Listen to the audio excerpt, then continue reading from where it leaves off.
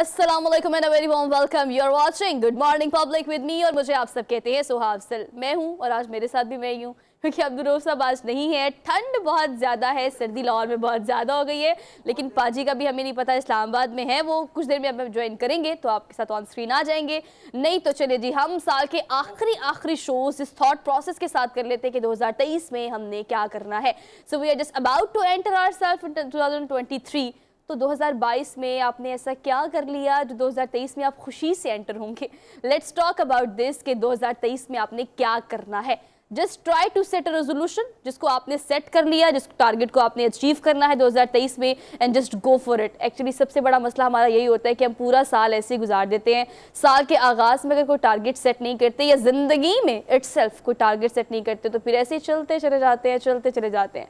और मैं ये बहुत ज़्यादा फील करती हूँ। आई डोंट नो कि आप लोग ये फील करते हैं कि नहीं करते, कि time is running like a bullet. हम बचपन में थे तो हर चीज़ का एक वक्त होता था, समर वेकेशन हो या विंटर वेकेशन, टाइम गुजरता ही नहीं था, और ग्रेजुअली आहिस्ता हर चीज़ को you can feel that at that time. लेकिन अब ये होता है कि वक्त तेज़ी से गुजर रहा है, कोई भी चीज़ आपके हाथों में नहीं है। तो just try to set a resolution at the start of 2023 और देखिए कि उसको आपने क्या करना है। शेयर, हम जो भी अपने क्लिप्स लगाते हैं गुड मॉर्निंग पब्लिक के सोशल मीडिया पे, ऑब्वियसली बहुत सारे ऐसे टॉपिक्स होते हैं जो कि हम शामिल करते हैं, लेकिन जो बहुत सारी चीज़ें ऐसी हैं जो आपके फीडबैक ऑन एंड ऑफ हमें मिलता रहता है। If you guys want to add something in our show, you can tell us on social media. Plus अपनी रेजोल्यूशन भी आज के इस प्रोग्राम में वहाँ पर ज़रूर बताएगा। मेरी रेजोल्यूशन इटसेल्फ ये है कि मैंने 2023 में वक्त की पाबंदी करनी है, जो कि हमारा कौमी मसला है, जो कि इतना बड़ा मसला है जिस पर हम जितना काम करते हैं उतना इसमें ख़राब होते चले जाते हैं। तो मेरी तो रेजोल्यूशन ये है। आई डोंट नो गाइस कि आप लोगों ने अब तक क्या प्लान किया है, but I want you guys कि आप लोग प्लान जरूर करें।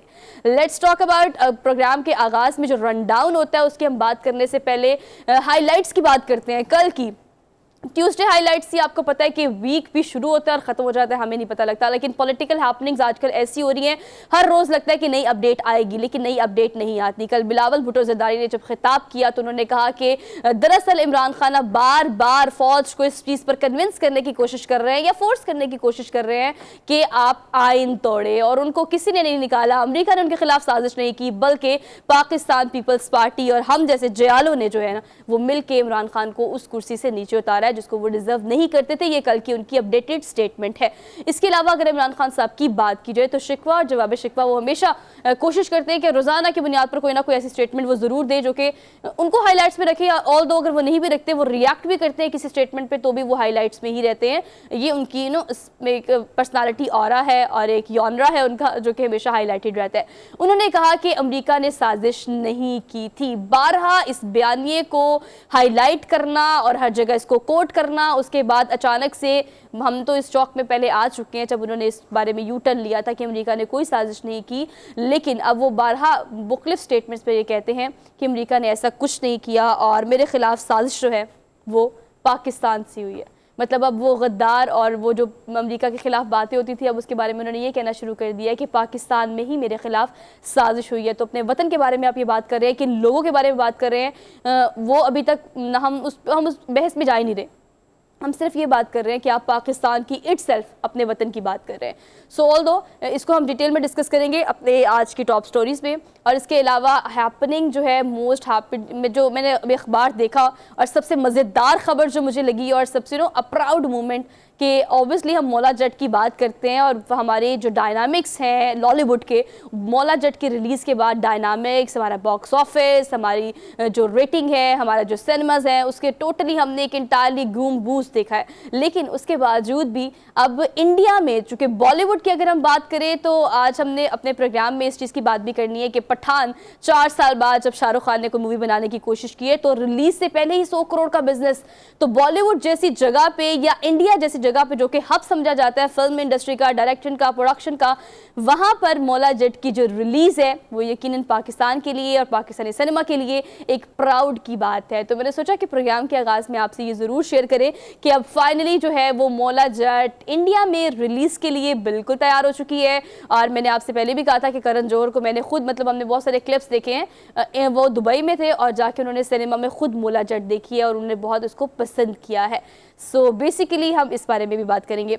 चले जी अपने टिपिकल रन डाउन की तरफ चलते हैं। आज बहुत सारी चीज़ें हैं आपसे डिस्कस करने के लिए, but I am missing Abdul Rauf साहब और अमित पाजी को भी मैं मिस कर रही हूँ। लेकिन टॉप स्टोरी में आपको तहरीक इंसाफ से शुरू कर लेते हैं। तहरीक इंसाफ जो है बेसिकली वो इज्तिमाई इस्तीफों पर इसरार कर रही है, लेकिन असेंबलीज जो है वो इस तरह से इस बात पर कन्विंस्ड नहीं। इस पॉलिटिकल सेगमेंट में हमारे साथ सीनियर एनालिस्ट आमिर खाकवानी साहब मौजूद होंगे, उनसे हम इस हवाले से डिस्कस करेंगे। इसके अलावा बल्दियाती इंतखाबात इस्लामाबाद में जो होने थे वो भी अब इलेक्शन कमीशन की जानिब से कैंसिल कर दिए गए हैं, और वो कैंसिल इस बुनियाद पर किए गए हैं कि फ़िलहाल मरदमशुमारी जो है उसको उस तरह से हमारे पास एग्जैक्ट फैक्ट एंड फिगर्स नहीं है। हम चाहते हैं कि पहले इस चीज़ पर गौर किया जाए, इसके लिए एक क्लियर जो है वो एक स्टांस लिया जाए, और मरदमशुमारी होने के बाद भी, क्योंकि आबादी बहुत ज़्यादा बढ़ चुकी है लेकिन हमारे पास एग्जैक्ट फैक्ट एंड फिगर्स नहीं है, तो मरदमशुमारी का टारगेट पूरा करने के बाद ही हमें इलेक्शंस की तरफ जाना चाहिए, और ये फैसला जो है वो इलेक्शन कमीशन की तरफ से सुनाया गया है।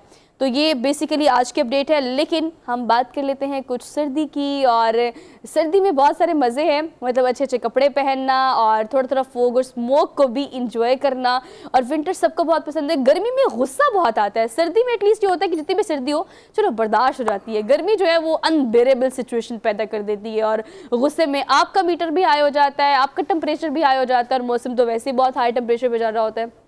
लेकिन सर्दियों में बहुत सारी चीज़ें जिसको हम बहुत सारे एंजॉय करते हैं।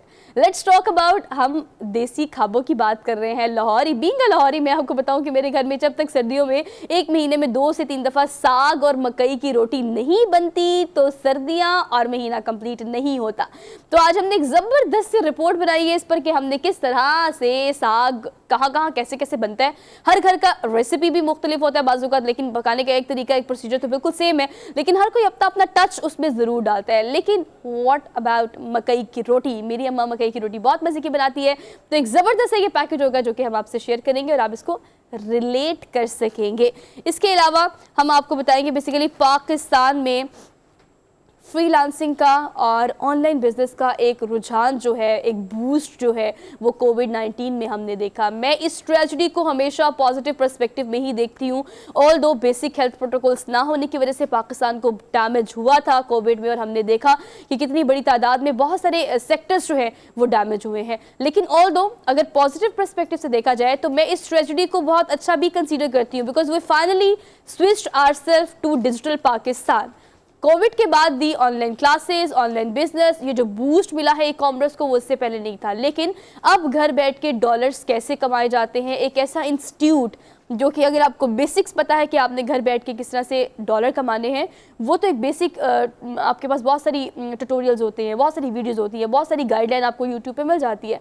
बट एक ऐसा इंस्टीट्यूट जो आपको बाकायदा इसकी एजुकेशन देगा, वो एजुकेशन बेसिकली कहाँ से आप हासिल कर सकते हैं, इस बारे में, इस इंस्टीट्यूशन के बारे में आपको डिटेल में हम अपडेट देंगे अपनी टॉप स्टोरी में। इसके अलावा अब्दुल रऊफ साहब ने कल भी इसका जिक्र किया था, और आज भी जो है वो इसका जिक्र मैं डिटेल में करना चाहूँगी, बिकॉज़ ये बहुत एक ऐसा सीरियस इशू है जो हमारी इंडस्ट्री को बहुत बड़ा नुकसान पहुँचा सकता है। आपको पता है कि टोयोटा के बाद अब जो सुजुकी मोटर्स हैं, उनका प्लांट जो पाकिस्तान में मौजूद है उसको भी बंद करने का ऐलान किया गया है।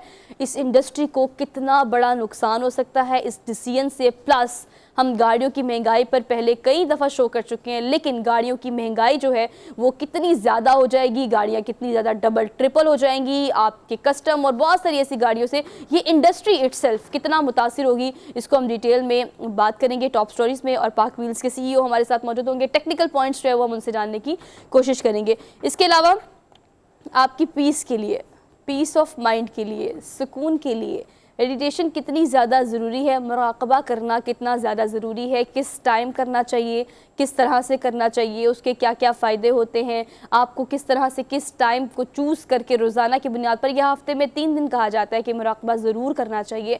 तो इसके बेसिक जो तरीक़ाकार है उससे आपको इंट्रोड्यूस कराएंगे और टॉप स्टोरीज़ को करेंगे कंप्लीट। चले जी आगे बढ़ते हैं प्रोग्राम में। Let's talk about our daily dose. Daily dose का आज बहुत सारी इंटरेस्टिंग खबरें हैं, 1 बाय 1, लेकिन बहुत मज़ा आता है। ऑब्वियसली अब्दुल रऊफ साहब भी साथ होते हैं, वो भी अपना ट्रैवल एक्सपीरियंस जब वो शेयर करते हैं तो उसमें बड़ा मैं इंजॉय करती हूँ। और पाजी जो है वो अपना जब मतलब कोई टच डालते हैं इस्लामाबाद से तो मैं उसको भी बहुत इंजॉय करती हूँ। ऑल दो आगे बढ़ते हैं प्रोग्राम में और आपको पहली खबर देते हैं। इतनी खूबसूरत ख्याल से खबर देने से पहले फौरी तौर पर जो है ना वो वीडियो दिखा दी जाए, क्योंकि वीडियो जो है उसको देखकर आपको इस बात का अंदाज़ा हो जाएगा कि मैं इस खूबसूरत सी बटरफ्लाई की बात कर रही हूँ। बेसिकली ये बटरफ्लाई जो है ये इंसानी हाथ जितना इसका साइज़ है, मतलब 12 इंच जो है वो इसका साइज़ है। और ये बेसिकली पहले हमने कभी, आई थिंक आप लोगों ने कोई पिक्चर्स या कार्टून्स में देखी होगी, ये एक रियल वीडियो है जिसको एक शख्स ने जो है वो इंटरनेट पे अपलोड किया, और अपलोड करने के बाद सब ने इसे बहुत पसंद किया। बिकॉज आप नॉर्मली बटरफ्लाई को इतना साइज़ में देखते हैं, बहुत मिनिमम साइज़ में, लेकिन ये जो है ये मैक्सिमम साइज़ में है। और बेसिकली एशिया जो है, एशिया से ये एक जनूबी एशिया वाली साइड पर जंगलात में ये एक ऐसी, अच्छा आपने एक और चीज़ नोट की है, it seems to be like जो ऊपर प्रिंट है ये लेपर्ड प्रिंट है, मतलब ये थोड़ा सा ऐसा लग रहा है। मेरे ख्याल से हमें अभी खबर मिली है कि पाजी ने हमें ज्वाइन कर लिया है, तो हम फौरी तौर पर पाजी के पास पहले इस्लामाबाद में चलते हैं, फिर इसको ये से कंटिन्यू करेंगे। अस्सलाम वालेकुम पाजी, कैसे हैं आप? Good morning from Lahore. वालेकुम सलाम, सत श्री अकाल, गुड मॉर्निंग। और मैं माजरत के साथ कि भैया फिर आज मैं थोड़ा सा लेट हो गया वो, लेकिन जारी बात है आके देखा तो रूह साहब फिर मिस कर गए। रूह साहब कोई ना कोई ठंड बहुत नहीं पाजी, कोई माफी नहीं मिलेगी, कोई माफी नहीं मिलेगी। मैंने आज प्रोग्राम के आगाज में कहा कि 2023 का रेजोल्यूशन सेट करें, और मेरा रेजोल्यूशन ये है कि मैंने टाइम से पहुंचना है। हालांकि हम इस पर, हमारा कौमी मसला है, हमारा ये एक कल्चरल मसला है, हम इस पे टाइम पे कहीं नहीं पहुंच पाते, लेकिन मेरी रेजोल्यूशन ये है 2023 को लेके कि मैंने हर काम वक्त पे करना है। बस आप भी अपना कोई रेजोल्यूशन सेट कर ले और हमें और अपने फैंस को बता दे, ताकि वो भी सेट कर लें कि हमने 2023 में क्या चीज़ ठीक करनी है। लेकिन चलिए, वेलकम टू द शो। हमने आपको बहुत मिस किया। दुरुस्त है, लेकिन हाँ जी बोले। बात आपकी दुरुस्त है, लेकिन प्रॉब्लम यह है कि यहाँ पे कंस्ट्रक्शन बहुत तेजी से चल रही है इस्लामाबाद के मुख्तलिफ शाहराहों पे, जिसकी वजह से ट्रैफिक को कहीं ना कहीं किसी और रास्ते से मोड़ दिया जाता है। तो शायद हम उसी का शिकार हुए, जिसकी वजह से मैं माजरत खाऊं। लेकिन बहरहाल नेक्स्ट टाइम हमारी कोशिश होगी कि आपकी तरह वक्त के पाबंद रहे, क्योंकि 2023 आ रहा है, तो अपना जो नया सेटअप है उसको वैसे ही रखना है। नहीं सर, आप देर आए दुरुस्त आए, ज़रूर आए, हमारे लिए ही काफ़ी है। प्रोग्राम में हम काफ़ी आगे बढ़ चुके हैं। हमने अपने डेली डोज का पहला डोज ही शुरू किया था। हमने ये ज़बरदस्त सी बटरफ्लाई जो है वो दिखाई थी, और ये बटरफ्लाई जो है बेसिकली एटलस से इसका ताल्लुक है, आप ताल्लुक ही कह सकते हैं। और ये हाथ, इंसानी हाथ जितनी बटरफ्लाई है पाजी, ये मतलब इससे पहले इतनी बटरफ्लाई बड़ी आपने नहीं देखी होगी। और उसके ऊपर का जो प्रिंट है वो प्रिंट भी कोई आम प्रिंट नहीं है।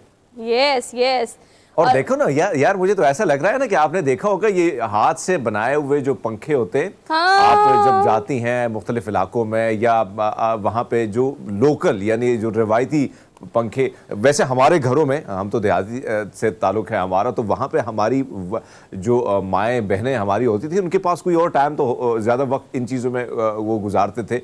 तो अगर आप उसको देखें ना, उस किस्म की ये सजावट की जाती थी पंखे के ऊपर, और आप इसको देखें तो बड़ा मुनफरिद किस्म की का है ये, और इसके जो पर है ऊपर, और ऐसा लग रहा है कि कोबरा डिजाइन की बटरफ्लाई पूरा प्रिंटेड है। ये कोबरा डिज़ाइन की बटरफ्लाई है, और 12 इंच इनका साइज़ है। और ये हमने नई चीज़ इन्वेंट की, हमने ये वीडियो देखी, और आपको भी यकीनन पिक्चर में वो जस्टिस नहीं कर पा रहा, मतलब वो जस्टिफाई नहीं हो रहा, लेकिन उसका अगर आप इंसानी हाथ देखें तो आपको उसका अंदाज़ा हो जाएगा कि इंसानी हाथ से भी बड़ी ये तितली है, और जो इससे पहले आपने इस तरह की स्पीशीज़ नहीं देखी होंगी, तो हमने सोचा हम आपको दिखा देते हैं। चलिए जी, आगे बढ़ते हैं, अगली खबर आपको देते हैं। ये क्या फिल्मी सीन हुआ है, और आप फिल्म्स दिखाएं इस तरह की। इंडिया से खबर है, और इंडिया में ज़्यादा बाजी मूवीज़ इस तरह की बनती हैं, वो डायमंड हो, रेस 1 हो, रेस 2 हो, रेस 3 हो, कि आपने बैंक अगर लूटना है तो कैसे लूटना है। बस इस चोरों ने भी कोई शाहरुख खान की या ऋतिक रोशन की मूवी देख ली होगी, और बस जी इन्होंने क्या किया, साथ वाले प्लॉट से सुरंग खोदी, सुरंग खोद के पहुंच गए बैंक के अंदर और लॉकर वाली साइड पे, और लॉकर्स तोड़े और सारा सोना लेके उड़ गए पाजी। हाँ, वैसे कमाल किया। ऐसे इससे कबल एक और खबर आई थी, बड़ी मज़े की थी, लेकिन अब वो उस कंट्री का नाम मैं भूल गया हूँ, शायद थाईलैंड है या कोई और मुल्क। वहाँ पे इस तरह जो कैदी थे उन्होंने सुरंग खोदी, और उनका ख्याल था कि हम निकल जाएंगे। जैसे बड़ी आपने जिस तरह फरमाया कि बहुत सारी फिल्मों से हम बहुत सारी चीज़ें सीख भी लेते हैं, तो उन्होंने जब सुरंग खोदी और जब वो पहुंचे अपनी मंजिल की ओर, तो पुलिस स्टेशन का जो जेल का ऑफिस था वो निकला, और वहाँ से पुलिस उनका इस्तेमाल कर रहे थे। तो लेकिन यहाँ पे ये चोर कामयाब हुए हैं। हिंदुस्तान की अगर हम बात करें तो कहीं ना कहीं इनको बहुत बड़ी कामयाबी जो है वो मिल चुकी है, और सुरंग खोदने का जो सिला था वो आखिर वो उनको मिल गया और बैंक लूट के चले गए। लेकिन ये बात आपकी दुरुस्त है कि बहुत सारी फिल्मों या जासूसी ऐसे नावल जब हम पढ़ते हैं या इस किस्म के दीगर नावल जब हम पढ़ते हैं, तो कहीं ना कहीं बहुत सारी चीज़ें हमको वहाँ से सीखने को मिल जाती है, और बहुत सारे लोग उस पर अप्लाई भी करते हैं, लेकिन बड़े कम लोग जो हैं वो कामयाब हो जाते हैं।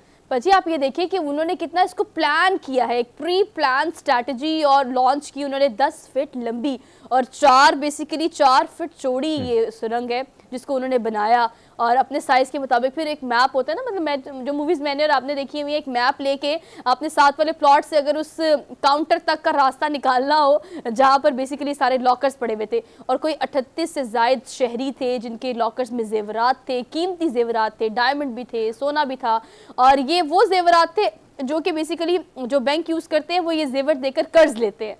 तो अब इसको बैंक किस तरह से जस्टिफाई करेगा? वैसे सो एक और चीज को अगर आप देखें ना कि ये चोर बड़े ज्यादा टैलेंटेड, बड़े आप ये समझे ना कि कमाल के थे। इनको ये भी पता था कि नक्शे कैसे बनाना है, कहां तक कैसे पहुंचना है। और इनको देख के मुझे मूवी याद आई, शायद आपने देखी भी हो, आंखें मूवी थी अमिताभ बच्चन और अक्षय कुमार की। उसी में भी वो अंधे लोगों से वो बैंक जो है उसको लूटा जाता है। तो लेकिन ये देखे ना, इनकी प्लानिंग थोड़ी अलग है, उनकी प्लानिंग थोड़ी अलग है।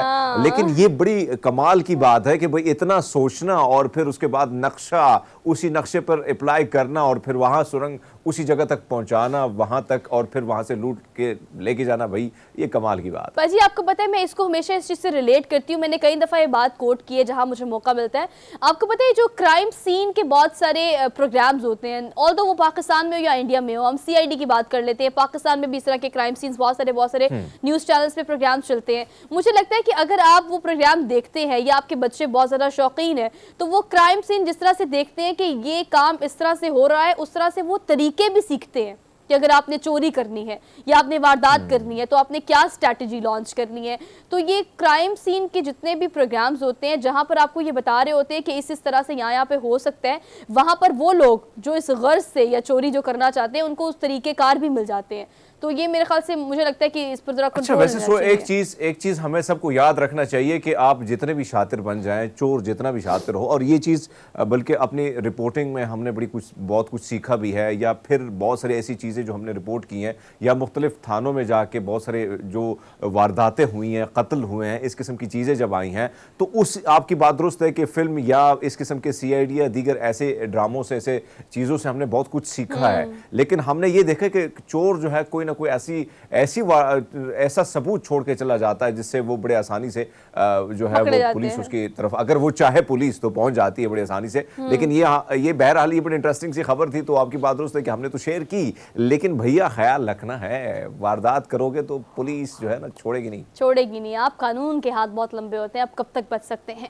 खैर आगे बढ़ते हैं। अगली खबर हरमीत पाजी के लिए है। चूंकि हरमीत पाजी घर नहीं रहते, इस्लामाबाद में रहते हैं, तो अपने घर वालों के साथ रहना और होता है। और नहीं, मेरे ख्याल से खबर जो है दूसरी हमने दे दी है। चलिए पहले खबर देते हैं आपको रुमानवी जोड़े की। भाजी आपकी खबर अगली है, सॉरी स्किप हो गया था। ये खबर देते हैं, ये खबर जो है रुमानवी जोड़े की है, और जो पहाड़ों में मिला और पहाड़ों में खो गया और वहीं पर उन्होंने नई दुनिया बसा ली। और दोनों जो है वो सर पहाड़ों में मिलके, एक पहाड़ों का शहजादा, एक पहाड़ों की शहजादी, एक का ताल्लुक बलोचिस्तान से है, एक का ताल्लुक सिंध से है, पहाड़ों में मिले, थोड़ा ट्रैवल साथ किया, उन्हें अंदाजा हुआ इस बात का कि नहीं हम तो साथ, we made for each other, हम तो एक दूसरे के लिए बने हैं। तो उन्होंने फैसला किया कि निकाह कर लेंगे, निकाह कर लिया। वैसे सिंध में तो पहाड़ बड़े कम है ही नहीं है, लेकिन बलूचिस्तान में ये मिले होंगे, और ये बड़ी बात है यार। दिसंबर वैसे बिछड़ने का महीना है, बहुत सारे यहाँ दिसंबर की जब बात आती है तो नई नई शादी होती है, और शादियों के साथ साथ अगर हम देखें तो बहुत सारे दिल जो है वो टूट जाते हैं। लेकिन यहाँ पे दिल अगर की बात की तो दिल जुड़े हैं, तो वही कमाल की बात है। लेकिन आप ये देखें कि बेसिकली ये जो लड़का है इसका ताल्लुक जो है वो बलोचिस्तान से है, और इनका ये प्रॉब्लम था कि वो घर वाले इनकी शादी कराना चाहते थे। शादी से भागकर शादी करना ये आपने कम ही सुना होगा ना। शादी कराना चाहते थे, उन्होंने कहा मैंने शादी नहीं करानी, मैं तो जा रहा हूँ। घर छोड़कर गई, पहाड़ों में आ गए, और बेसिकली ये गिलगित बल्तिस्तान नगर में रह रहे थे। और वहां पर जब दिल मिलना हो ना, जब आपकी मतलब मुझे ऐसा लगता है कि जब लिखा हो ना, ये चीजें तभी होती हैं, मतलब वक्त से पहले और किस्मत से ज्यादा आपको नहीं मिल सकता। वैसे कहते हैं ना, जोड़े आसमानों पे बनते हैं। और जिस चीज से पाजी आप भागते हैं ना, जिस चीज से आप भागते हैं वो चीज आपके पीछे भागती है, ये आप समझ लें। ये शख्स शादी से भागा, शादी से भाग के गिलगित बल्तिस्तान नगर चला गया, वहां पे इसको इनकी हसीना मिली, शादी कर ली। जब आपने करनी शादी थी तो फिर अपने माँ पापा ही कहने पे कर लेते, फिर आपको क्या जरूरत थी पहाड़ों में इतनी स्ट्रगल करने की। लेकिन सर ये दोनों आपस में बहुत खुश है। और ये रोमानवी जोड़ा जो है, हमने कहा आपको इनकी वीडियो दिखाते हैं। लेकिन पाजी वहाँ जिंदगी आसान नहीं है, मतलब हमें लगता है कि वहां पे जाएंगे इंजॉय करेंगे, रिलैक्स होंगे। लेकिन आप और मैं अगर वहाँ जाए, मुझे ऐसा फील होता है, आई डोंट नो आपको ऐसा फील होता है कि नहीं होता, लेकिन ऐसा लगता है कि आपको एंजाइटी होना शुरू हो जाती है 1 हफ्ते बाद, 1.5 हफ्ते बाद मैक्सिमम। अगर आप आना चाहिए तो महीना रह सकते हैं। देखिए, जाहिर बात है, हम जो यहाँ से जो बड़े शहरों से लोग आते हैं, अब आप देखें ना कि हमारा इलाका बहुत ठंडा है, बर्फबारी भी होती है, बड़ा खूबसूरत भी है, आप गई भी हैं वहाँ पे। लेकिन जो शहरों से लोग आते हैं, या तो गर्मी के सताए लोग होते हैं, या उनको बर्फ जो है वैसे उनको खींच ले आती है। पहाड़ी इलाके बड़े खूबसूरत भी लगते हैं, लेकिन जो वहाँ के लोग होते हैं उनको बड़े मुश्किलात का सामना होता है। जिंदगी बड़ी टफ होती है, रफ होती है, और कैसे गुजरती है वो हमने गुजारी, हमें पता है। तो आपकी बात दुरुस्त है, जब गिलगित बल्तिस्तान या हम वैसे तो जाते हैं, हमें अटैक करती हैं चीज़ें, लेकिन वहाँ के जो लोग हैं उनको बहुत सारी मुश्किलात का सामना होता है, और वहाँ पर रहने वालों की ख्वाहिश होती है। जब शहर से लोग आते हैं तो वो भी कहते हैं कि काश हमारी भी सेटिंग शहर में होती। तो आपकी बात दुरुस्त है कि कहीं ना कहीं इंसान जो है वो किस हाल में खुश नहीं रहता, चाहे वो शहर का हो या गांव का। तकलीफ दोनों की बराबर की है। तकलीफ दोनों की। अच्छा पाजी, आपको पता है आपका शादी का वेन्यू जो है वो अगर आप सोचे राका पोशी हो तो क्या ही बात है। तो देखिए इनकी शादी वैसे यादगार रही है। अब 2022 में इन्होंने अक्टूबर में शादी की है, साल के एंड में इन्होंने अपनी नई ज़िंदगी का आगाज़ किया और जिस मकाम से किया है। Best of luck from our side कि आपको ज़िंदगी में आपका साथी मिल गया, पहाड़ों पे जाएं, एंजॉय करें, वहीं पे रहें, वहीं नई दुनिया बसाएं और नया सा गाना लिखें वहाँ पे बैठ के दोनों मोहब्बत का। और तो आगे बढ़ते हैं, अगली खबर आपको देते हैं। अगली खबर जो है पाजी, ये अब कम टू द पॉइंट, अब ये आपकी खबर है। खबर यह है कि मर्द घरेलू काम क्यों नहीं करते। द क्वेश्चन मार्क इज, क्यों नहीं करते? क्योंकि घर का काम उन्हें काम नहीं लगता। घर का काम उनको काम नहीं लगता। क्योंकि मैं आपको बताती हूँ, ये रिसर्च की है कैम्ब्रिज यूनिवर्सिटी ने। आम सी खबर नहीं है, इसको आम मत समझे, ये बहुत गहरी खबर है। खवातीन जो हम स्क्रीन के उस तरफ देख रही हैं, होशियार हो जाएं। मर्द हज़रात जो हम स्क्रीन के उस तरफ देख रहे हैं, खबरदार हो जाएं, क्योंकि ये खबर जो है जितनी आम लग रही है उतनी आम है नहीं है। कैम्ब्रिज यूनिवर्सिटी ने इस बात पर रिसर्च की है कि बचपन से लड़के की और लड़की की जो अपब्रिंगिंग होती है, हम उनके दिमागों में ये चीज़ इंडल्ज कर देते हैं कि घर का काम जो है वो खवातीन ने ही करना है। और मर्द हजरात को अगर फॉर एग्जांपल घर में आपके बेड के ऊपर बहुत सारे कपड़े गंदे पड़े हुए हैं तो वो कपड़े उनको उठाने की सोच ही नहीं आती। मतलब वो ये सोचते ही नहीं है कि शायद ये गंद है, क्योंकि वो उस गंद को गंद कंसीडर नहीं करते। लेकिन औरत उस गंद को देखेगी या अच्छा फिर सुहा, वैसे एक चीज जो मर्दों को, जो चीज हम निशानदही कर रहे हैं, लेकिन मेरी गुजारिश जितने भी मर्द हजरात से ये है, मैं हमेशा ये बात करता हूँ, जिस शख्स ने बाहर वक्त गुजारा है या ऐसे अपने शहर से दूर वक्त गुजारा है तो बहुत कुछ सीख के जाता है। मेरा अपना तजुर्बा ये रहा है कि मैं जब नया नया कोलमपुर गया तो अब जाहिर बात है इतने पैसे नहीं थे, जो पैसे थे वो भी किसी न किसी तरीके से ख़त्म हुए।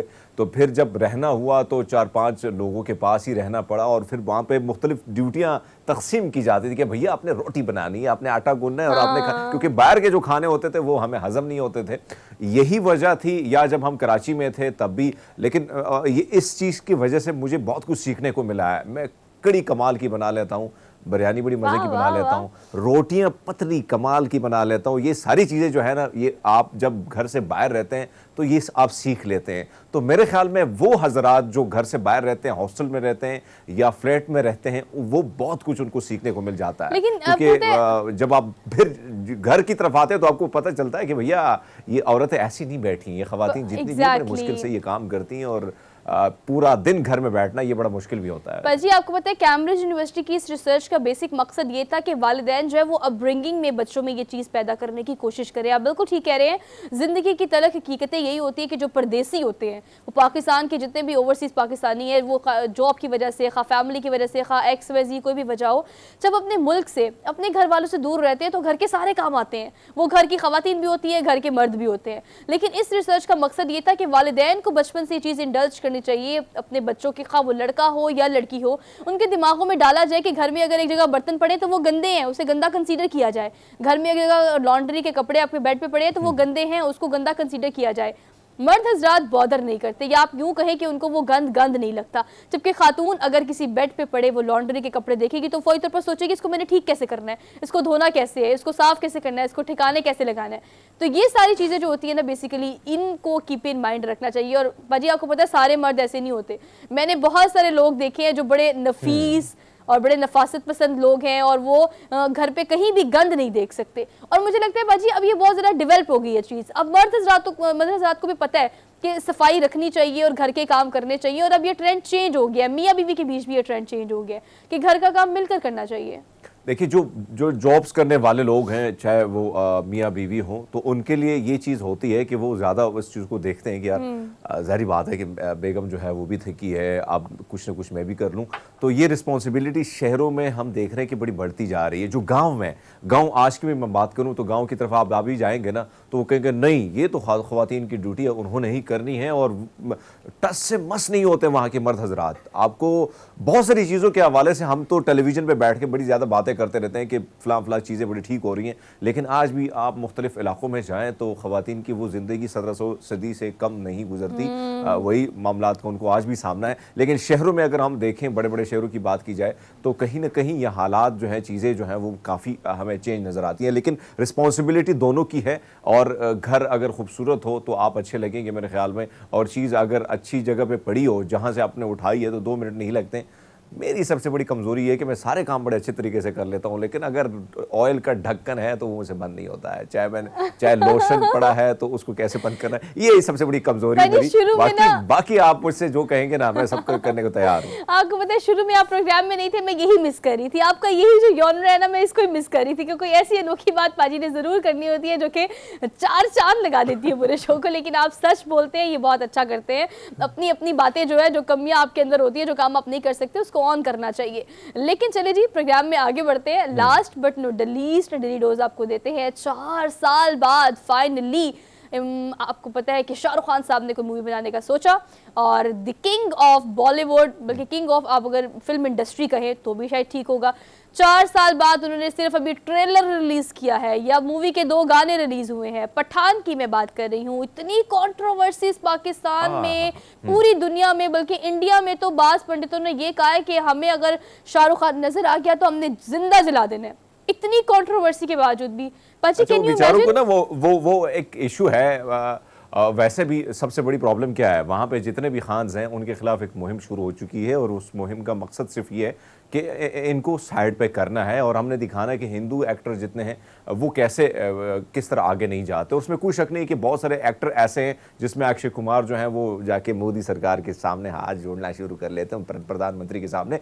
इस किस्म की रिवायत कंगना रनावत को आप देखें, वो भी पूरी पॉलिटिशियन है, बन गई है, बल्कि वो तर्जुमान बन चुकी है मोदी सरकार की। ऐसे में पठान का जिक्र आया, उसमें हल्की सी झलक है, वो सेकंड्स के हिसाब से है कि उसमें जो जफरानी किस्म का कपड़ा है, जो हिंदू बड़े मुतब्बरिक उनको समझते हैं, हम उनकी रिस्पेक्ट करते हैं भैया। लेकिन आप ये देखें ना कि फिर आप जो दीगर एक्टर हैं जो अभी शामिल हो चुके हैं बीजेपी में, यानी आप देखें वो निरव्वा के अगर आप सॉन्ग देखें, जो भगवा में उसने सॉन्ग किए ना, यकीन माने वो देखने के लायक भी नहीं है, फिर भी मोदी सरकार ने उसको माफी दे दी। इसी तरह अक्षय कुमार का भूल भुलैया का एक सॉन्ग था, हरे कृष्णा हरे राम, वो भी अगर आप देखें तो भैया आप मेरे ख्याल में फैमिली के हमराम वो देख भी नहीं सकते हैं, और वो उस पे वो जो लिबास आप अगर आप देखें।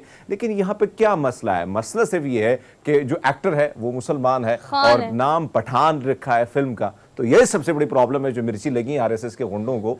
मेरे ख्याल में सबसे वजह यही है कि इस फिल्म को किस न किस तरीके से कंट्रोवर्शियल किया जाए। पाजी, इतनी कंट्रोवर्सी के बावजूद भी खबर तो ये है कि रिलीज से पहले 100 करोड़ का बिजनेस कर लिया, जो कि पाकिस्तानी 270 करोड़ रुपए बनता है। रिलीज से पहले की बात कर रही हूँ, रिलीज की बात नहीं। आप कितना कोई बंदे को खुदे लाइन और साइड लाइन लगाने की कोशिश कर सकते हैं? आप नहीं कर सकते। He is the king of the Bollywood, all दो वो मुसलमान है। आपको पता है वो अब रिसेंटली आपको पता है उन्होंने उम्रा भी किया, वो सऊदी अरब में मौजूद थे, खाना काबा गए और उन्होंने विजिट किया सारा, वो पिक्चर्स वायरल हुई। उससे जो है एक आग लगी तमाम उन लोगों में जो कि हिंदुस्तान के पंडित हैं और जो कि अच्छा, वैसे एक और चीज जो हम डिस्कशन करते रहते हैं कि बहुत ज्यादा इंतहा पसंदी, लेकिन ऐसे में हमने बहुत सारे लोगों को देखा है, क्योंकि मैं हिंदुस्तानी मीडिया के साथ साथ सोशल मीडिया के उन लोगों को भी फॉलो कर रहा हूं जो इस चीज के साथ खड़े हैं, और वो आमिर खान के साथ साथ सलमान खान और शाहरुख खान को सपोर्ट करें, वो भी हिंदू हैं, और वो चाहते हैं कि वो लिबरल हिंदुस्तान हमें चाहिए, ना कि मोदी सरकार का जो हिंदुस्तान है। और ये बात, इसमें कोई शक नहीं है, चाहे हिंदुस्तान हो या पाकिस्तान, धर्म का या मज़हब का लिबादा ओढ़ के जो सियासत की जाती है इंतहाई ख़तरनाक होती है। हमारे यहाँ भी आप कुछ एलिमेंट अगर आप देखें तो उन्होंने भी बड़ी कोशिश की है इस किस्म की चीज़ों को। खान साहब पे भी अगर आप बात करें तो उन्होंने भी बड़े इस किस्म की चीज़ें की। तो इनसे आपको टाइम वक्त के मुताबिक कुछ चीज़ों के हिसाब से आपको फ़ायदा हो सकता है, लेकिन नुकसान उसका जो है वो पूरी उम्र का जो आपको मिलता है हम भुगत रहे हैं। ज़िया-उल-हक के दौर को हम भुगत रहे हैं, आज भी हम भुगत रहे हैं। 70,000 जानें हमारी गई हैं, हमारे नौजवानों की, हमारे चाहे उनके ताल्लुक किसी भी इदारे से हो। तो इसकी वजह यही थी कि हमने एक्सट्रीमिज्म को प्रमोट किया, हमने क्लाशनकोव कल्चर को प्रमोट किया और उसका नुकसान हमें आज भुगतना पड़ रहा है। और ये खमियाजा जो है एक दफ़ा हिंदुस्तान को भी भुगतना होगा। इस किस्म की जो रीत, ये जो रिवाज, ये जो रिवायत शुरू की है मोदी सरकार ने, ये बड़े ख़तरनाक है। और बाजी आप बिल्कुल ठीक कह रहे हैं, मैं आप ही की बात को सेकंड करती हूँ। शाहरुख खान साहब के जितने भी स्टेटमेंट्स आप देखें, being the actor and the Bollywood king, वो जब भी बात करते हैं तो अपने घर की बात करते हैं कि मेरे घर में जो इंडिया में बहुत कम है वो सेक्युलरिज्म मेरे घर में बहुत ज़्यादा है। मैंने वहाँ पे मंदिर भी बनाया हुआ है, मैंने वहाँ कुरान पाक भी रखा हुआ है, मैंने वहाँ पे क्रिश्चियन कम्युनिटी के लिए भी एक सेगमेंट रखा हुआ है। तो मेरे घर में आप देखेंगे कि मजहबी आज़ादी उतनी ही ज़्यादा जितनी कि एक मुल्क में होनी चाहिए। और ये बात भी एक आँख नहीं भाती है और ये चीज़ें भी बिल्कुल पसंद नहीं आती मोदी सरकार को या भारत में जितने भी लोग एक्सट्रीमिस्ट कहलाते हैं उनको। तो बेसिकली इन तमाम चीज़ों के बावजूद भी हमारी खबर तो बेसिकली यही थी कि इतना बिजनेस कर लिया बिफोर रिलीज़ और 4 साल बाद एक ह्यूज अच्छा कम बैक हुआ है शाहरुख खान का। तो लोग 25 जनवरी का वेट भी कर रहे हैं। और दीपिका पादुकोण जिसके साथ उन्होंने आज से कोई 12 साल पहले जब मूवी की तो हमने वो मूवी भी उसने सुपर डुपर हिट रही, बॉक्स ऑफिस में उन्होंने अब रिकॉर्ड बिजनेस किया। लेकिन अब किंग तो किंग है भाई, आएंगे और छाएंगे। तो हमने आपको एक खबर देनी थी, हमें दे दी। So we are done with our daily dose. हम अब लेते हैं आपसे क्विक ब्रेक और ब्रेक के बाद वापस आते हैं। Keep watching good morning public. Welcome back after the break. Basically program के इस सेगमेंट में हम खासतौर पर इस पे बात करेंगे कि बार बार जो स्टेटमेंट्स चेंज होती हैं उससे क्या इम्पैक्ट पड़ता है आम आवाम पे, या आम आवाम को फ़र्क पड़ता भी या नहीं पड़ता। क्योंकि एक बयानिया पाकिस्तान तहरीक इंसाफ या नून लीग की तरफ से लॉन्च करना, लोगों के दिमागों में इंडल्ज करना और उसके बाद उस पर से यू टर्न ले लेना, ये कितना मुतासर करता है लोगों की सोच को या नहीं करता। तो दोबारा से हमने जब इलेक्शंस का टाइम आता है तो आम आवाम जो है वो वही करती है जो उस वक्त मैनिपुलेट किया जाता है आम आवाम को। कल की ताज़ा तरीन स्टेटमेंट्स जो है बिलावल भुट्टो ज़रदारी की तरफ से ये आई है कि पाकिस्तान पीपल्स पार्टी के जो जयाले हैं उन्होंने इमरान खान को उतारा है उस कुर्सी से जो वो डिजर्व नहीं करते थे। कोई साजिश है वो अमेरिका से नहीं की गई। इसके अलावा इमरान खान साहब की क्या स्टेटमेंट है इस पर हम बात कर लेते हैं। आमिर खाकवानी साहब हमारे साथ मौजूद हैं, सीनियर एनालिस्ट हैं। सर आपने आज के शो में वक्त दिया, thank you so much. Good morning sir. जी बहुत शुक्रिया सर, कैसे हैं आप? ठीक हैं जी, अल्लाह का शुक्र sir, thank you so much for being here. Sir कहिएगा कि इमरान खान साहब की इस स्टेटमेंट पर उन्होंने कहा है कि मेरे खिलाफ साजिश जो है वो अमेरिका ने नहीं की बल्कि पाकिस्तान से हुई है। तो आप इटसेल्फ पाकिस्तान की बात कर रहे हैं, आप पाकिस्तानी किसी नाम को नहीं ले रहे, वो ठीक है, लेकिन अपने वतन की बात कर रहे हैं। और फिर कल बिलावल भुट्टो ज़रदारी जो है उन्होंने भी खिताब किया। ये जो स्टेटमेंट्स मुख्तलिफ जमातों की तरफ से ऑन एंड ऑफ आती रहती है, ये सिर्फ सियासत ही कर रहे हैं और शायद यही इनका काम है। कोई ये नहीं सोच रहा कि इलेक्शन हो जाएंगे तो कितनी बेहतरी आ जाएगी, या माशी और महंगाई सूरत हाल जो पाकिस्तान की है उसके बारे में तो कोई बात नहीं कर रहा। देखें, बात सच्ची बात तो ये है कि सियासत ही हो रही है दोनों तरफ से। और खान साहब ने जब अमेरिका का नाम इस्तेमाल किया अपनी साजिश में, उसको लिंक किया, उस वक्त तो वो वादे लफ्जों में ही कहते थे कि ये इम्पोर्टेड हुकूमत से कहते थे। और इम्पोर्टेड का मतलब यही था कि अमेरिका के कहने पे आए और वो कहते थे हम साजिश तो बाहर बैठे थे, तो ये लोग आलाकार थे उस साजिश के। लेकिन अब जाहिर है अब वो इलेक्शन के करीब है, अब उनकी पॉपुलैरिटी भी नजर आई है। अब उनको लग रहा है कि इलेक्शन अगर वो जीत जाते हैं तो हुकूमत बनाते हैं तो जाहिर है के साथ डील के बगैर तो मामला अमेरिका के साथ तो आपको हर मामले में चलना पड़ता है। तो वो ऐसा ऐसा पीछे ला रहे हैं अपने आप को। आपको याद होगा कि उन्होंने बीच में CNN को गलबा इंटरव्यू में उन्होंने कहा कि मैंने इसे पीछे इसको कर दिया इस बात को, जैसे हम कहते हैं ना उर्दू में हम कहते हैं पर पुश डाल दिया। तो उन्होंने उसी का ही ब्लॉग अंग्रेजी में अपने अंदाज में किया। तो वो ज़ाहिर आगे बढ़ रहे हैं।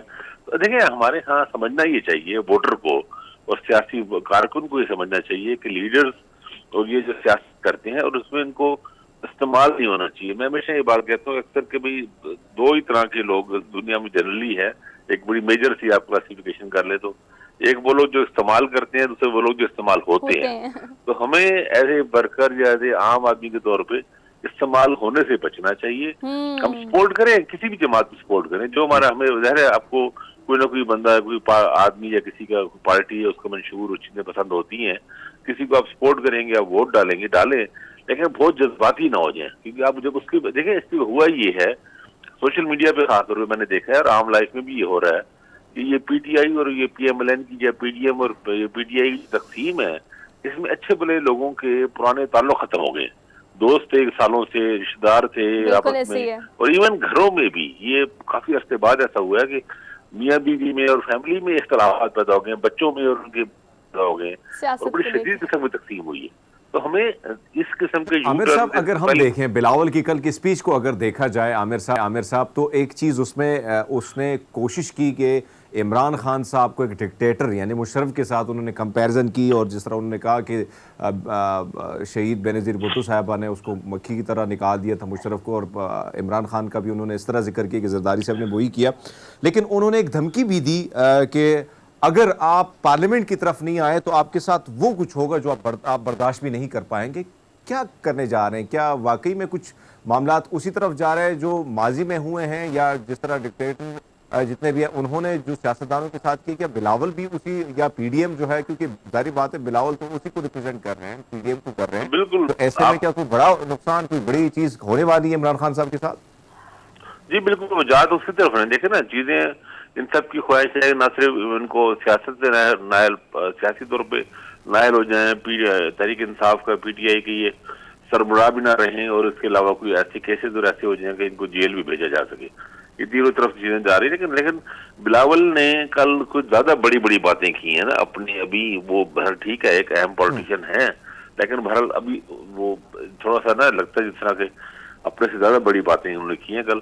अच्छा, एक फिर उन्होंने पार्लियामेंट में वापस आने की बात की। जब आप पार्लियामेंट में आने की बात करते हैं, या आपकी ख्वाहिश है कि इमरान खान या तहरीक इंसाफ वापस आए, तो उसके साथ इसकी शोला आलूद और इस शोला बार या आग बगोला किस्म की बातें तो नहीं की जाती ना साथ आप। और वैसे ये जो तब्दीली आई है, कौन सा इन्होंने जरदारी साहब ने जो उन्होंने कहा है, आज तो जरदारी साहब ने इलेक्शन तो नहीं जीता, या तो ना कि अवाम के जरिए उन्होंने वोट लिए हो और इमरान खान को शिकस्त दी हो।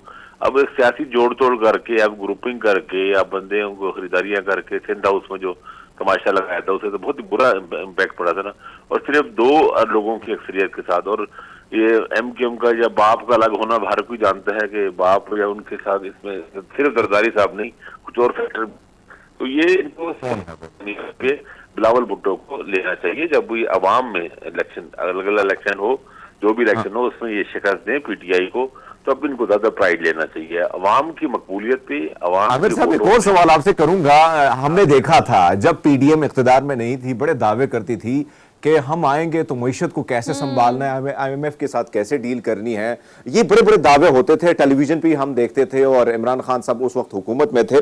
लेकिन कल शहबाज शरीफ की स्टेटमेंट आई और उनका कहना यह था कि 30 साल का गन जो है वो 7 माह में मैं नहीं धो सकता। तो ऐसे में अगर देखा जाए, ये वैसे मैं आपके सामने रखता हूं सर, 30 साल में तो अगर देखा जाए तो नवाज शरीफ साहब 3 दफा वज़ीर आज़म रहे हैं, फिर आधे दर्जन नवाज शरीफ ग्रुप के लोग वज़ीर आज़म रह चुके हैं, इसी तरह इत्तेहादी लोग रह चुके हैं। तो ये गन फैलाया तो फिर अगर देखा जाए तो इन्हीं का नहीं है। बिल्कुल, देखिए बड़ी मुझे बात है कि 2008 से 18 तक 10 साल तो सीधे पीडीएम की ही हुकूमत है ना, जो पीडीएम में है, पहले पीएस पार्टी की और नून की, और सबसे करीबी 10 साल तो यही है ना, 8 से 18 वाले। तो वो तो बिल्कुल ही एक अजीब अगरीब बात उन्होंने की है। और वाकई आप कह रहे हैं कि बहुत ही एक्सपोज हुए हैं सारे लोग, और लोगों के लिए देखे ना अभी अगला जो होगा काम, जो इसमें अभी इसकी खबरें आ रही हैं कि पेंशन बंद कर रहे हैं, और सरकारी मुलाजमों को जो सहूलतें हैं उसमें बहुत गैर मामूली कट लग रहा है। मतलब पेंशन अगर बंद हो जाए, खत्म हो जाए, चाहे आईएमएफ के कहने पे आप अंदाजा लगा सकते हैं कितने कई मिलियन के करीब यहाँ पे पेंशनर हैं, और पता लगे कि 2018 के बाद से जो पेंशनर है उसको पेंशन नहीं मिलेगी। तो सरकारी मुलाजिम इस वक्त उम्र के 1-2 साल रिटायरमेंट के हैं, 58-59 ईयर्स के हो चुके हैं जो लोग, और वो आपको पता है कि सबसे ज्यादा लोग इसी पे डिपेंड कर रहे होते हैं पेंशन पे। तो वो तो एक साथ ही यानी करोड़ों लोग इफेक्ट होंगे। मैं समझ नहीं आ रही कि सियासी तौर पर क्या हाल बनेगा अगर ऐसा उन्होंने कर दिया। इसी वजह से देखें ना, अभी खबरें ये भी बातें आना शुरू हो गई हैं कि कौमी असेंबली का टेन्योर बढ़ाया जाए, यानी 2023 में इलेक्शन अगस्त में खत्म होना है, उसकी वजह किसी तरीके से 6 महीने साल का इजाफा हो, ताकि लोगों के अताब से बच सके, लोगों के रिएक्शन से बच सके। अब पीडीएम के लिए एक बहुत ही शदीद मसला ये है कि वो बिल्कुल ही डिलीवर किसी जगह भी नहीं कर पा रहे, और डिलीवर नहीं कर पा रहे तो सर जो आपने कहा ना कि नती और बखरी का उनसे बहुत वादे है, यानी बिल्कुल ही चीजें संभाली ही नहीं जा रही है। इनका ख्याल था, इनका दावा था, और ताकदार को बड़ा तजर्बा हुई है, वो 90s से ही वज़ीर खजाना रहे हैं, लेकिन वो उनको भी बिल्कुल ही डार साहब और एक और दिलचस्प बात ये है, डार साहब पे सबसे अच्छी जो तनकीद हो रही है, जो सॉलिड और आर्गूमेंट्स के साथ है, वो मिफ्ता इस्माइल कर रहे हैं, जो खुद इनके वज़ीर खजाना है और अभी भी PMLN का हिस्सा है। उनकी तनकीद, उनके तनकीदी मज़ामीन और उनके बयानात, उन चीजें पढ़ के तो इसाक डार के खिलाफ एक जबरदस्त चार्जशीट बनती है, एक नालायकी की और नाअहली की। तो मेरा ख्याल है अब इनको खुद देखना और सोचना चाहिए। आप भी कह रहे हैं कि जब डार साहब वापस आए थे तो हमने डॉलर को भी थोड़ा ऊपर नीचे होते हुए देखा था, हम पता नहीं बिला वजह पॉजिटिव हो गए थे कि नहीं भी उनको कुछ स्ट्रैटेजीज पता है, उनको कोई ऐसे कोई गिदड़ सिंगी पता है कि कुछ हिला देते हैं वो एटलीस्ट डॉलर को। लेकिन अब जो करंट सूरत हाल है, हमारे पास बहुत सारी ऐसी खबरें जिसको आज के प्रोग्राम में हमने हाईलाइट करना है। सर टोयोटा सुजुकी उनके जो प्लांट है पाकिस्तान में सर वो बंद करने का ऐलान कर दिया है, सूरत हाल इतनी बिगड़ गई है। अब इसकी स्टेबिलिटी के लिए अब ये इनका डटे रहना क्या ये वाहिद वजह है? अब देखिए इस वक्त जो मुश्तरका इस्तीफे हैं उस पर इसरार कर रही है PTI, लेकिन जो कौमी असम्बली और जो स्पीकर साहब है वो सर साफ इनकार कर चुके हैं। इस स्ट्रैटेजी के पीछे आपको क्या लगता है? बिल्कुल बिल्कुल, अब देखे ना, अब ये तो बिल्कुल ही एक अनडेमोक्रेटिक बात है कि लोग अब रिजाइन कर रहे हैं। अब उनको आपने पहले भी ड्रामा किया और फिर पहले 8-10 हल्कों का इलेक्शन करा दिया जहाँ पे मार्जिन बहुत ही कम था, वहां पे भी इलेक्शन हार गया। तो मतलब बिल्कुल कुछ चीजें समझ नहीं आ रही। अब देखें, आप गाड़ियों वाली आप बात कर रही है, बात यह है कि इम्पोर्ट जब चीजों पे हर जगह रोकी हुई है, LC नहीं खोल रही। अब आप देखें कि पोल्ट्री का क्राइसिस इतना बड़ा हो गया, आप लोग सारे ये फिगर चलाते रहते हैं कि चिकन, मुर्गी का गोश्त कितना महंगा हो चुका है, 500 रुपए से तजावज कर गया। पहली दफा मैंने अपनी जिंदगी में ऐसा हुआ कि इतना महंगा गोश्त हुआ है। और अंडे कितने महंगे हो चुके, उसकी बुनियादी वजह ये है कि पोल्ट्री के लिए जो सबसे अहम है, जो सोयाबीन और कैनोला जिससे फीड बनती है मुर्गियों की, उसकी एक बहुत बड़ी शिपमेंट उन्होंने रोकी हुई है, पिछले काफी अरसे से रोकी हुई है और उसके लिए बहुत दबाव है। लेकिन वो जाहिर है इतनी बड़ी करोड़ों डॉलर है उसमें, 40-50 करोड़ डॉलर का है वो, तो वो लेकिन उससे पोल्ट्री इंडस्ट्री तबाह होने जा रही है। आप देखिए अगर ये ना हुआ तो अगले महीने 2 के अंदर नए जो चूजे या चीजें हैं वो बिल्कुल ही होंगी नहीं और एक इतना बड़ा क्राइसिस आ जाएगा, मुर्गी को 1000 रुपए में शायद चला जाए और अंडे पत्नी कहाँ चले जाएंगे, और सर्दियों में जहाँ सबसे ज्यादा आपको पता है डिमांड होती है। तो ये क्राइसिस इतना शदीद है और आप देखें ना, इस क्राइसिस का हल है सियासी इस्तेकाम, और सियासी इस्तेकाम मौजूदा सूरत में नहीं हो सकता। और वो अगर ये इलेक्शन करा देते, इलेक्शन में जो 2-2.5 महीने में खत्म हो जाना था ना इलेक्शन, उसके बाद जो भी पार्टी आनी थी उसके पास एक मैंडेट होता, एक क्लियर वादे मैंडेट होता और एक चांस होता। लेकिन आप ये इलेक्शन में इसलिए नहीं जा रहे हैं कि इनके हालात ठीक नहीं है, इनको पता है कि पब्लिक रिएक्ट करेगी। लेकिन बात ये कि अगर यही हालात खराब रहे, जो माशी खराबी रही, तो सियासी हालात इनकी पोजीशन मजीद वीक होगी। तो 3 महीने बाद क्या होगा, 4 महीने बाद क्या होगा, 6 महीने बाद क्या होगा, हालात तो ज्यादा खराब हो गए। तो फिर क्या इन्होंने इलेक्शन कराना ही नहीं बिल्कुल। ये तो कोई देखे ना हल नहीं है। तो हमें मेरा ख्याल है इस पर बात करनी चाहिए कि हल लोगों से, अवाम से पास जाएं, उनसे फ्रेश मैंडेट लें और फिर अगर इमरान खान को शिकस्त दे दें, फिर जरदारी साहब भी फख्र करें, बिलावल भुट्टो भी करे और बेशक मरियम नवाज भी करे और सब लोग फख्र करें। लेकिन अवाम के साथ, अवाम की हमायत के साथ और अवाम से वोट मैंडेट लेने में सबकत लेने पर इनको फख्र करना चाहिए।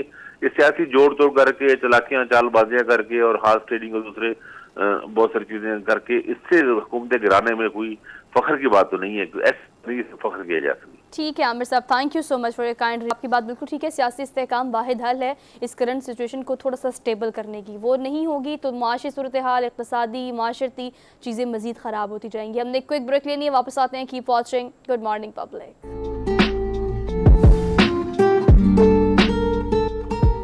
Welcome back after the break. Basically हमारे इस पूरे प्रोग्राम में एक सेगमेंट ऐसा ज़रूर होता है जिसमें हम आपको ये गाइड करने की सिर्फ कोशिश करते हैं, करना आपने खुद है, कोशिश करते हैं कि आपको ऐसे प्लेटफॉर्म दिए जा सके या आपको ऐसी एकेडमीज़ के बारे में बताया जा सके जहाँ पर आपको इस हवाले से एजुकेट किया जाए कि पाकिस्तान में बैठ के, ओवरसीज़ पाकिस्तानी बन के नहीं या दूसरे मुल्क में जाके नहीं या परदेसी होकर नहीं, आप पाकिस्तान में बैठकर डॉलर्स किस तरह से कमा सकते हैं।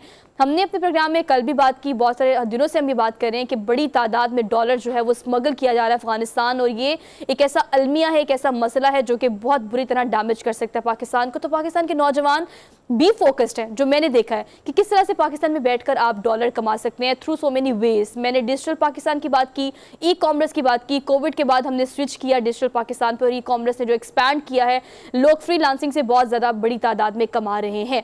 लेकिन इसके अलावा और क्या अपॉर्चुनिटी है, इस पर हम आज बात करेंगे। और बात करने के लिए हमारे साथ मौजूद हैं HSQ इंटरप्राइजेस के CEO हमारे साथ हैं, और इसके अलावा डिस्पैच, ट्रक डिस्पैच इनकी कंपनी है, एकेडमी है जो कि बेसिकली ये एजुकेट करती है कि किस तरह से आप पाकिस्तान में बैठकर डॉलर कमा सकते हैं। तो हम शहजाद साहब को अस्सलाम वालेकुम कहते हैं। अस्सलाम वालेकुम सर। वालेकुम अस्सलाम। कैसे हैं आप? अल्लाह का शुक्र। Thank you so much for being here, good to see you. मैंने काफ़ी इंट्रोडक्शन देने की कोशिश की है, लेकिन आप मुझे आसान और सादा अल्फाज में बताएं कि बेसिकली पहले ये बताएं कि ट्रक डिस्पैच जो है वो एकेडमी क्या है, क्या तालीम देती है और उससे लोग कैसे मुस्तफीद हो सकते हैं। जी, मैं आपको ना ट्रक्स डिस्पैच एकेडमी से पहले थोड़ा सा HSQ इंटरप्राइजेस का इंट्रोडक्शन दे देता हूँ, उससे हम फिर आगे फर्दर उनको मूव ऑन कर लेंगे। जो HSQ इंटरप्राइजेस है ये बेसिकली US बेस्ड कंपनी है हमारी। जो हम ट्रक कंपनीज होती हैं अमेरिका के अंदर, US के अंदर 48 स्टेट्स के अंदर जो हाईवेज पे सारे ट्रक चल रहे हैं, आप अमेरिका की कोई पिक्चर भी उठा के देखें उसमें कोई ना कोई आपको ट्रक नजर आएगा। उस ट्रकिंग इंडस्ट्री को हम यहाँ से पाकिस्तान से कैप्चर करते हैं। हम यहाँ से उनको बिजनेस मैनेजमेंट प्रोवाइड करते हैं।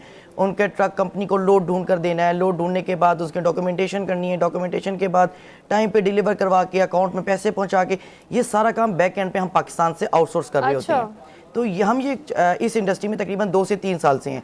हम ये चाह रहे हैं कि अब हम जब इस इंडस्ट्री से पैसा कमा रहे हैं, हम इस इंडस्ट्री से डॉलर पाकिस्तान, रेमिटेंस पाकिस्तान लेकर आ रहे हैं, जबकि मुल्क डिफॉल्ट वाली साइड पे जा रहा है, लेकिन हम फिर भी रेमिटेंस लेकर आ रहे हैं, नौकरियां पाकिस्तान में नौजवानों को दे रही हैं।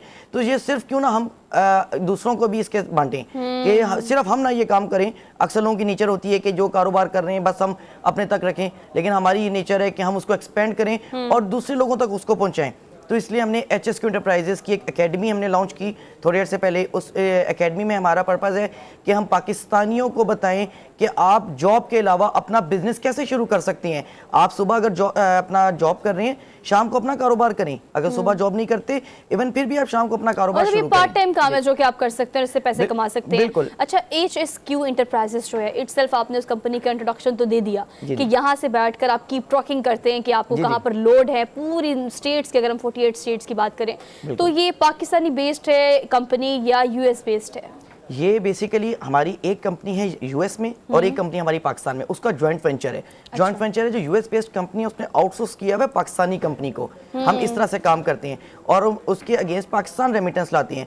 अब जो US में ट्रक ड्राइवर है उसने अपने लिहाज से एक सर्विस तो किसी से लेनी है, डिस्पैच सर्विसेज, तो वो किसी US के बंदे से लेगा, पाकिस्तानी इंडियन किसी बंदे से ले सकता है। तो वो क्यों ना हम किसी पाकिस्तानी बंदे से ही सर्विसेज को दिलवाएं, ताकि जो उसने पैसे तो देने अपने वीकली, वो वीकली चार्जेस पाकिस्तान को दे, ताकि पाकिस्तान की इकोनॉमी जो वो स्ट्रॉन्ग हो इस तरह। अच्छा, अब अगर हम नौजवानों की बात कर लें कि इस ट्रक एकेडमी में, डिस्पैच ट्रक एकेडमी जो है उसकी या इंटरप्राइजेस की अगर हम बात करें, तो अब हमारे नौजवानों के लिए क्या अपॉर्चुनिटी है, किस तरह से they can be a part of it?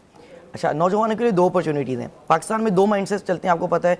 एक होता है बिजनेस माइंडसेट होता है, एक होता है जॉब माइंडसेट। कुछ लोग होते हैं जो स्टार्ट से ही 18-19 साल की उम्र में जॉब करना शुरू करते हैं और 65 या 60 एज की उम्र में वो रिटायर हो जाते हैं। ठीक है, वो जॉब ही उनको करनी होती है, उनका माइंड से उस तरह चला होता है। ये भी परफेक्ट है, ये आप हमारे पास आ सकते हैं। HSQ इंटरप्राइज इनको अपॉर्चुनिटी देता है कि आए, जॉब करें, एक अच्छा अर्न करें, 6 फिगर सैलरी कमाएं और आराम से अपना घर चलाएं। इसके अलावा दूसरा माइंडसेट है पाकिस्तान के अंदर बिजनेस का। तो बिजनेस का वो ये है कि आप हमारे पास आएँ एकेडमी में। बिल्कुल हमने नॉर्मल चार्जेस रखें जो हर पाकिस्तानी स्टूडेंट की अफोर्डेबिलिटी में है। वो आप आएँ, चार्जेस पे करें, हम प्रॉपर उसको ट्रेन करेंगे, इतना ट्रेन कर देंगे कि वो बिल्कुल अपना बिजनेस शुरू कर सकता होगा। हम उस वक्त तक उस बंदे को नहीं छोड़ेंगे जब तक वो अपना बिजनेस रन ना कर सके। उसमें थोड़ा ये हलाल हराम वाला भी इशू है। देखें, हम अगर ट्रेनिंग दे रहे हैं, हम एज अ टीचर किसी को सिखाएंगे, तो उसमें हलाल फैक्टर ये होगा हमारा कि वो उस वक्त तक हमारा पैसा हलाल नहीं होगा जब तक कि वो बंदा खुद अपने पैरों पे खड़ा ना हो जाए। और हम कभी भी उस अपने स्टूडेंट को उस वक्त तक नहीं छोड़ेंगे कि वो अपना बिल्कुल बिजनेस स्मूथली रन करना शुरू कर दे। अच्छा, हरमीत पाजी हमारे साथ मौजूद हैं, वो इस्लामाबाद स्टूडियो में है। हरमीत पाजी, आप इस हवाले से पूछें कुछ?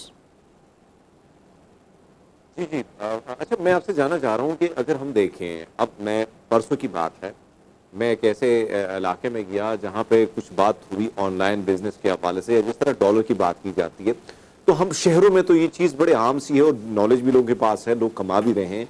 लेकिन आज भी आपने जिस तरह हम देखते हैं कि नौजवानों की एक बहुत बड़ी तादाद है पाकिस्तान की, और अगर हम चाहें तो बहुत कुछ कमा सकते हैं क्योंकि दुनिया अब डिजिटल होती जा रही है। लेकिन आज भी एतमाद की कमी हमें उन लोगों में पाई जाती है और वो कहते हैं ऑनलाइन कैसे, जब कारोबार आप आमने सामने ना करो तो ये, जब आप कुछ चीजें देखो ना तो कैसे पैसे आएंगे। ये सबसे बड़ा सवाल होता है लोगों का।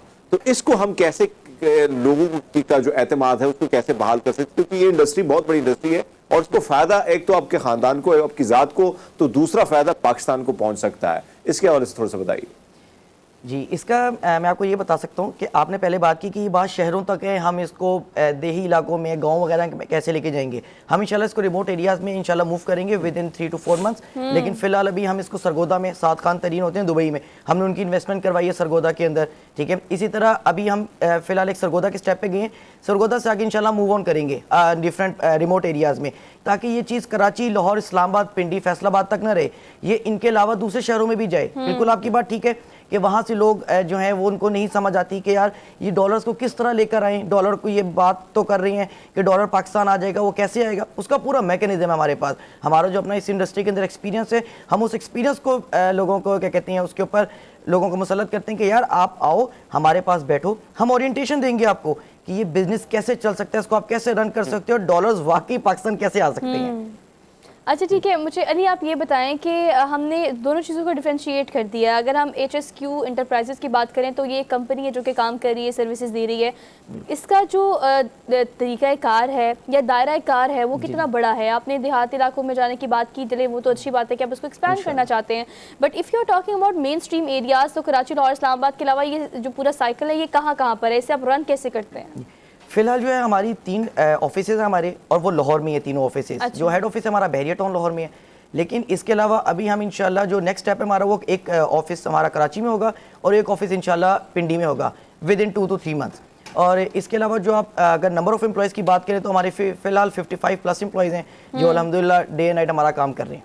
अच्छा, इस तरह से ना मैंने जो मेरा अपना एक्सपीरियंस है, ज़्यादा एक और चीज़ मैं आपसे जानना चाहूँगा कि जाहिर बात है आपने एकेडमी खोली और आपका भी मकसद यही है कि जो नॉलेज आपके पास है और जो आप कमा रहे हैं, और आप भी ये चाह रहे हैं कि किसी और का घर जो है वो भी बन जाए, कहीं ना कहीं उसको जो फ़ायदा है उसको भी और मुल्क को भी फ़ायदा हो। लेकिन आपकी एकेडमी से जो स्टूडेंट्स पढ़ रहे हैं या जो फारिग हो चुके हैं, उनमें से कितने लोग अपने पाँव पर खड़े होके अब वो ये जो है पैसा जनरेट कर रहे हैं? थोड़ा इस हवाले से बताइए ताकि और लोगों को भी समझ आए कि भाई ऐसा नहीं है, एकेडमियाँ खुली हैं तो वो कहीं ना कहीं फ़ायदा भी पहुंचा रही हैं। बिल्कुल, ये आपकी काफ़ी अच्छा एक आपका सवाल है, इससे लोगों को आसानी होगी। अभी ना हमने तकरीबन मेरे ख्याल 1.5 महीना हुआ है इसको लॉन्च किया हमने, तो उस 1.5 महीने के अंदर हमारा जो ट्रेनिंग सेशन है वो है 3 वीक्स ट्रेनिंग सेशन।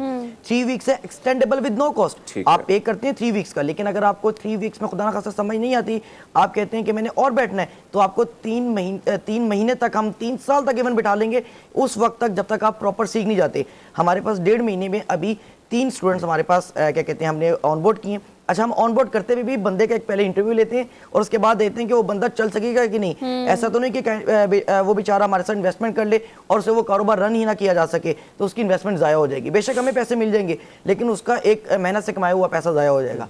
तो हम इस चीज़ का भी ख्याल रखते हैं। हमने 3 स्टूडेंट्स को फिलहाल अकोमोडेट किया अपने पास। 3 में से अभी 2 जो हैं वो अल्हम्दुलिल्लाह अपने हैं, वो कर चुके हैं। हमारे सोशल मीडिया पे पेजेस पे जाके देख सकते हैं। हम खुद गए उनके ऑफिस की इनॉग्रेशन के ऊपर, उन्हें बहरिया टाउन लाहौर में उन्होंने ऑफिस बनाया, हमने इनॉग्रेट करवाया और उन्होंने माशाल्लाह वो अब अच्छा स्टार्ट ले लिया उन्होंने। फिलहाल वो क्या कहते हैं ROI पे तो नहीं आया, रिटर्न तो नहीं बना इन्वेस्टमेंट का, लेकिन वो अब अल्हम्दुलिल्लाह स्मूथ चल रहा है इस इंडस्ट्री के अंदर। लेकिन आप जो रिटर्न ऑन इन्वेस्टमेंट है वो आप एक्सपेक्ट कर सकते हैं विद इन अ वीक और with in a month maximum. अच्छा, मिनिमम इन्वेस्टमेंट की अगर हम बात करें, जो लोग हमें स्क्रीन की उस तरफ देख रहे हैं ऑब्वियसली वो आपकी बातों को सुन रहे होंगे, लेकिन फिर भी एक वे आउट होता है जो कि हम इन्हें गाइड करने की कोशिश करते हैं कि ऐसे करेंगे तो ऐसे हो जाएगा। मिनिमम इन्वेस्टमेंट जो है वो कितनी होनी चाहिए if you want to start anything related to this enterprise?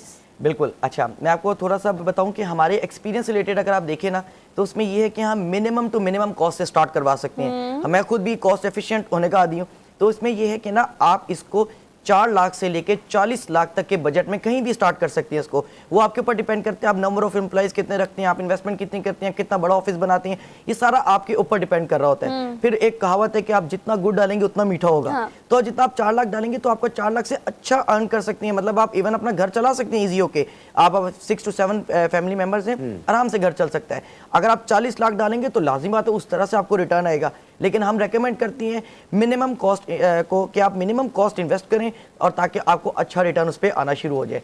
अच्छा, इस काम को शुरू कर लिया, फॉर एग्जांपल, फॉर इंस्टेंस, मतलब हम बड़ा ट्रांसपेरेंटली चल रहे हैं स्टेप बाय स्टेप। जी, जी। 4 लाख से 5 लाख अगर किसी बच्चे ने इन्वेस्ट कर लिया है और वो यंगस्टर है और उसने भी डिग्री कंप्लीट की है अपनी, तो इसको शुरू में क्या क्या करना पड़ता है? इस काम को स्टार्ट किस तरह से करते हैं? अगर हम ये डिस्पैच ट्रक कंपनी की बात करें या एकेडमी की बात करें, तो एजुकेशन में आप उन्हें पहले सबसे कौन से इनिशियल स्टेप्स बताते हैं जिसके थ्रू आप एक स्टार्टअप के तौर पर आ सकते हमने हैं? ना एकेडमी के अंदर 4 मॉड्यूल्स रखे हुए हैं। सबसे पहला है इंट्रोडक्शन टू द इंडस्ट्री। वो अच्छा। बंदा आएगा, उनका 2 दिन का पूरा सेशन होगा, वो मैं खुद कंडक्ट करवाऊंगा 2 दिन का।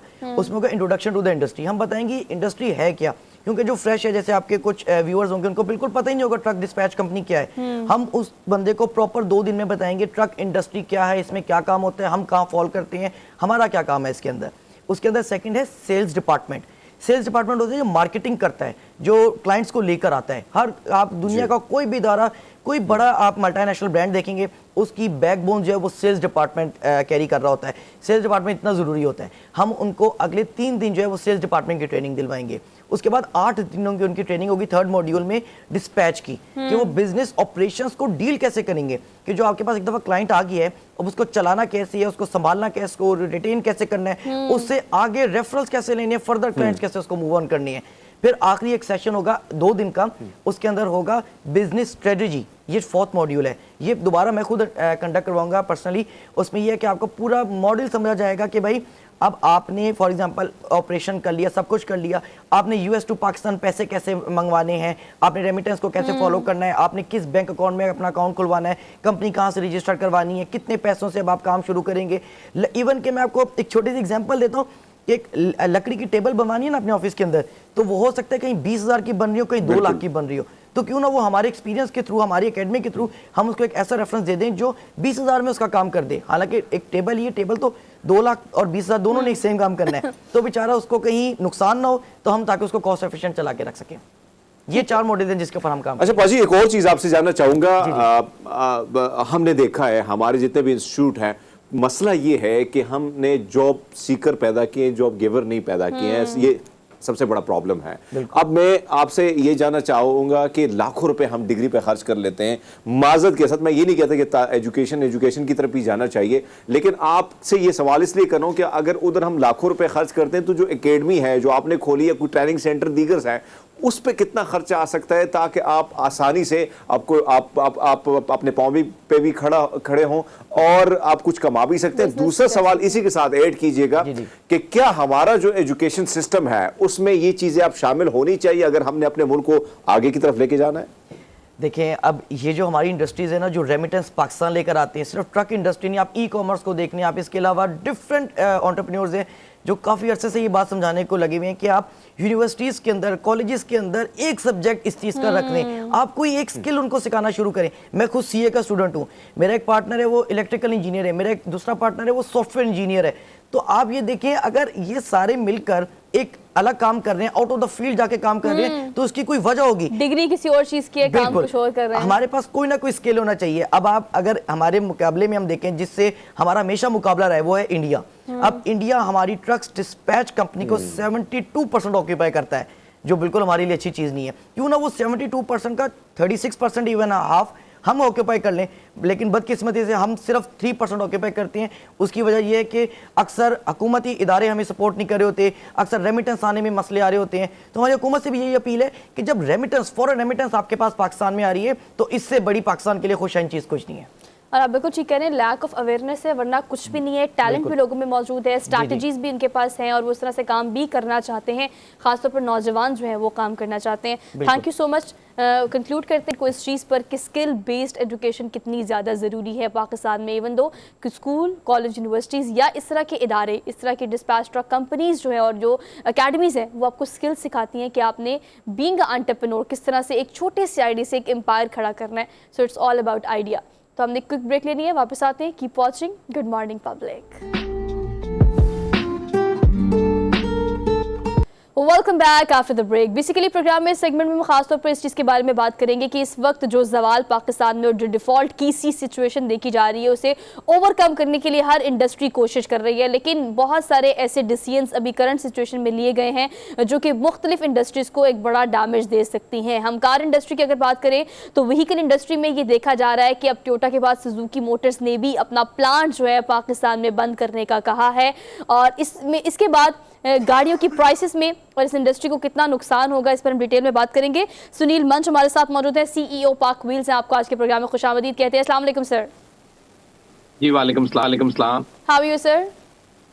आई am fine, what about sir? Thank you so much for being here, good to see you. Sir कहिएगा कि हमने पहले बहुत सारे सेगमेंट किए, अब्दुल रऊफ सब हमारे साथ होते हैं कि गाड़ियां बहुत महंगी हो गई हैं, कस्टम बहुत ज़्यादा हो गया है, और जापानीज़ गाड़ियों की बात की, पाकिस्तान की, लेकिन अब ये प्लांट्स जो पाकिस्तान में बंद करने की बात की है, इसके बाद क्या बूस्ट आएगा प्राइसेस में और फिर उसे कैसे कंट्रोल किया जाएगा? What to do?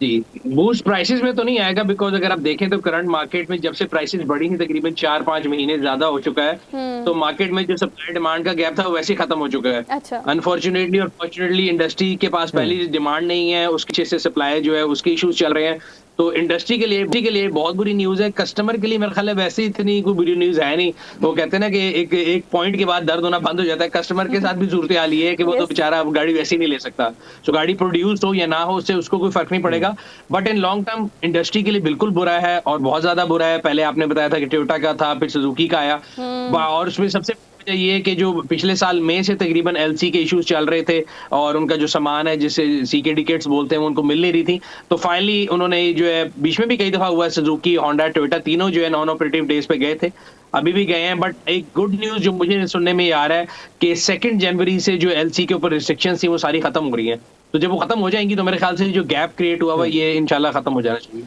सर वो यार ऑप्टिमिस्ट अबाउट दैट कि चले इंशाल्लाह। सुनील भाई, आपने एक बात की थी, मैं अपने नॉलेज के लिए भी जानना चाह रहा हूं, बल्कि जो हमारे देखने वाले हैं उनके लिए भी। अगर हम देखें कि ये प्लांट बंद हो गए, जाहिर बात है कि आगे बहुत सारे लोग होते हैं, उनकी ख्वाहिश होती है कि वो नई गाड़ी रखें, लेकिन नई गाड़ी अगर नहीं मिलती, आपने पिछले वीक में यही कहा था कि आने वाले वक्त में कस्टमर्स के लिए बड़ा बड़ा जो है वो उसको फ़ायदा भी पहुंचेगा और कहीं ना कहीं जो कमी है वो भी दिखने को मिलेगी। लेकिन ऐसे में अगर नई गाड़ियाँ नहीं आएंगी, जो सेकेंड हैंड गाड़ियाँ लोगों ने रखी हैं, अगर किसी को ज़रूरत होगी तो आप नहीं समझते कि चीज़ों की प्राइस जो बढ़ जाएगी? सर बिल्कुल आप ठीक कह रहे हैं, जो नई गाड़ी है वो तो मैं ये कह रहा हूँ लोगों की रीच से बाहर है। उसका दूसरा सब्स्टिट्यूट ये है कि लोग यूज गाड़ी पे जाते हैं, और वो आप और मैं दोनों जानते हैं कि पिछले 6 महीने में यूज गाड़ी की प्राइस कई ज्यादा फोल्ड बढ़ चुकी है और लोग अनरियलिस्टिक प्राइसेस मांग रहे हैं। सबसे बुरा इफेक्ट जो इन इंडस्ट्रीज के बंद होने से आएगा, जो हम सप्लायर साइड और डिमांड साइड को अगर छोड़ें तो वेंडर साइड के ऊपर है।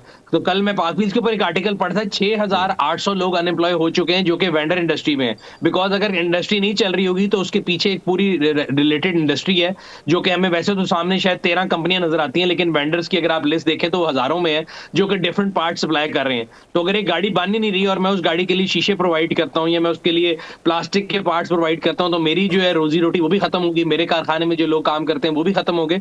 तो उससे बहुत बड़ा जो एक स्पाइरल इफेक्ट आएगा वो अनएम्प्लॉयमेंट का है। और ये गेन मैं फिर रिपीट कर दूं, ये सिर्फ ऑटो इंडस्ट्री में नहीं है, मोबाइल इंडस्ट्री के अंदर भी 3 ऐसे यूनिट है जिनमें 3000 से ज्यादा लोग जो है उनको निकाल दिया गया ऑलरेडी।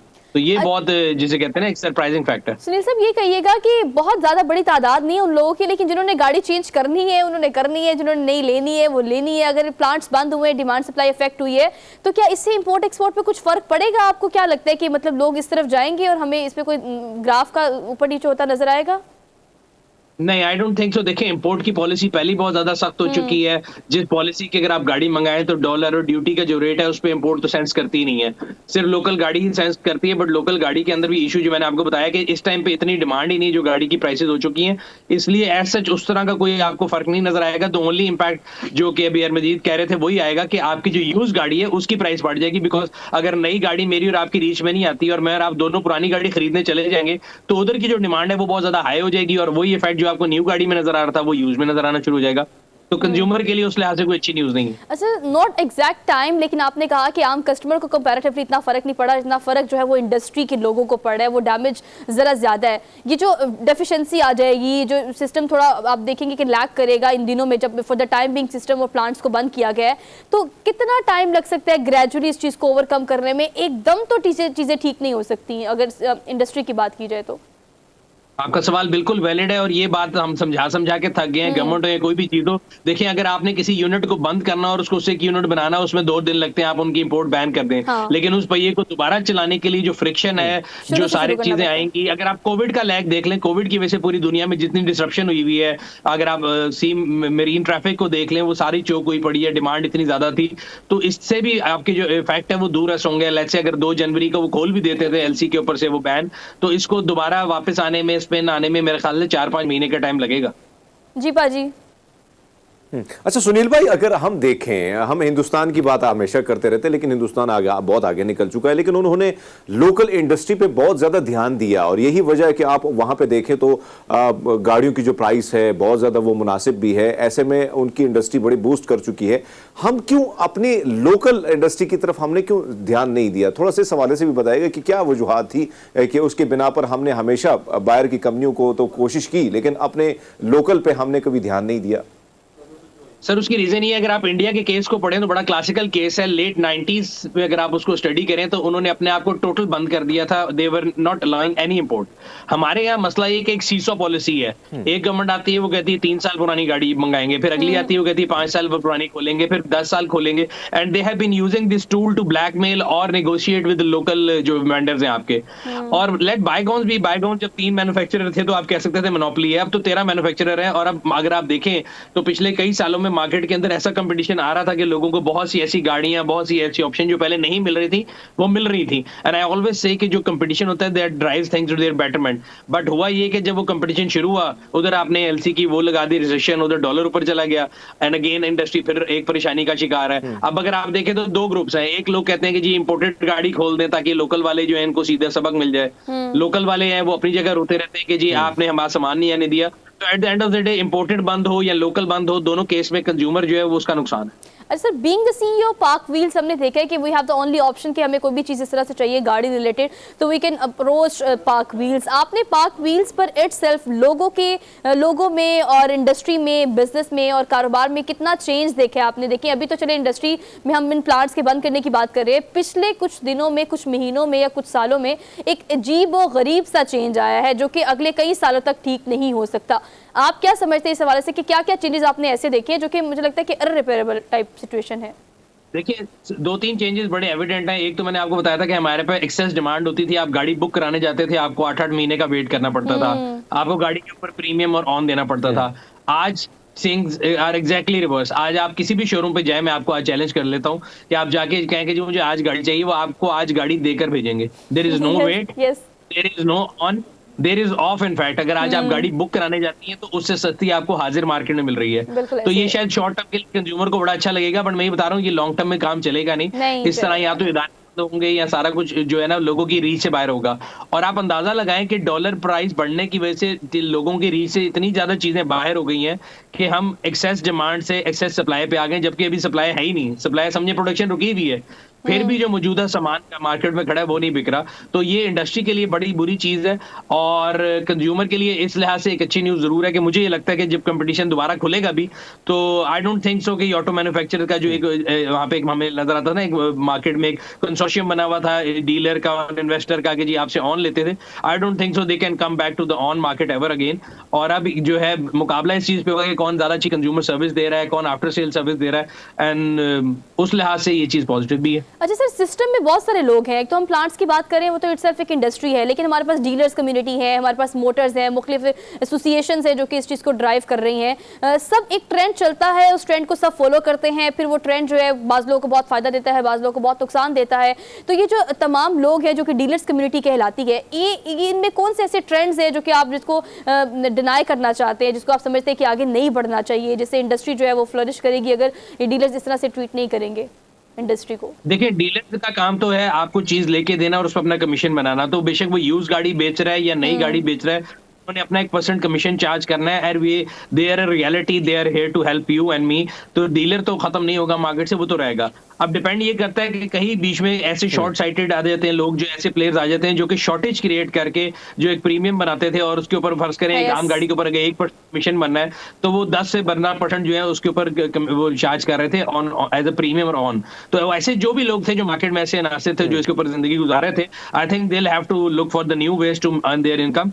बाकी जो रेगुलर काम करने वाले सही कारोबारी लोग हैं जो कि कमीशन बेस्ड काम करते हैं या आपको चीज लेके देते हैं, बेच के देते हैं, उनके थिंग्स आर सेम। वो आपको नई गाड़ी लेके दें या यूज लेके दें, उन्होंने आपसे 1% कमीशन लेना है, there here to stay. But the people जो कि अपॉर्चुनिस्ट थे, जो कि शॉर्टेज क्रिएट कर रहे हैं, और हमारे मुल्क में कई चीजों में है, वो आप मास्क की कर लें, आप खाने की चीजों की कर लें या गाड़ियों की कर लें, वो एक सर्टेन माफिया है जो एक कैपिटलिस्ट सोसाइटी है जो कहीं भी घुस के इजी मनी बनाना चाहता है। They will have to find new avenues I guess. अरे सर जासिर थे ये बताइएगा कि पीपल वांट टू सुनील भाई, हमने पिछले शो में भी जिक्र किया था, हमने ये जिक्र किया था कि हम बाहर दुनिया की जिधर भी हम जाते हैं, जो ममालिक में, वहां पे बहुत ज्यादा चीज जो है वो ज्यादा लोग उसी चीज पे जो इंडस्ट्री है या दीगर मामलात हैं उस पे ज्यादातर इंस्टॉलमेंट पे मामलात चलते हैं।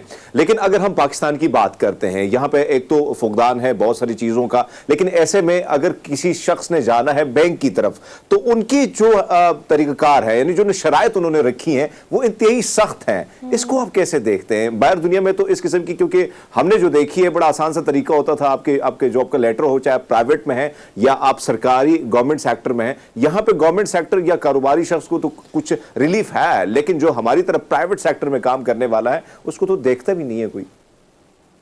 सर उसकी भी रीजन ये है कि देखें अगेन हमारी जो पॉलिसीज हैं वो सीसॉ की तरह है। लास्ट ईयर 2021 का जो जून है, जब उसमें बजट आया था तो उन्होंने कहा था कि जी हम आम आदमी के लिए गाड़ी को लीज करना भी आसान बनाएंगे, मिनिमम डाउन पेमेंट भी कम कर देंगे, हर बंदे को गाड़ी मिलेगी। 3 months down the road state bank को याद आया कि नहीं जी हम इतनी ये जो गाड़ियां हैं ये पुरतई शशियां हैं और हम इतना एक्सपेंडिचर अफोर्ड नहीं कर सकते, वी आर नेशन। उन्होंने पॉलिसी रिवाइज कर दी कि टोटल आप जो गाड़ी फाइनेंस करा सकते हैं वो 30 लाख रुपए से ऊपर की नहीं है और कंपनीज को फाइनेंस होगी। इस तरह की कई शर्तें कर दी।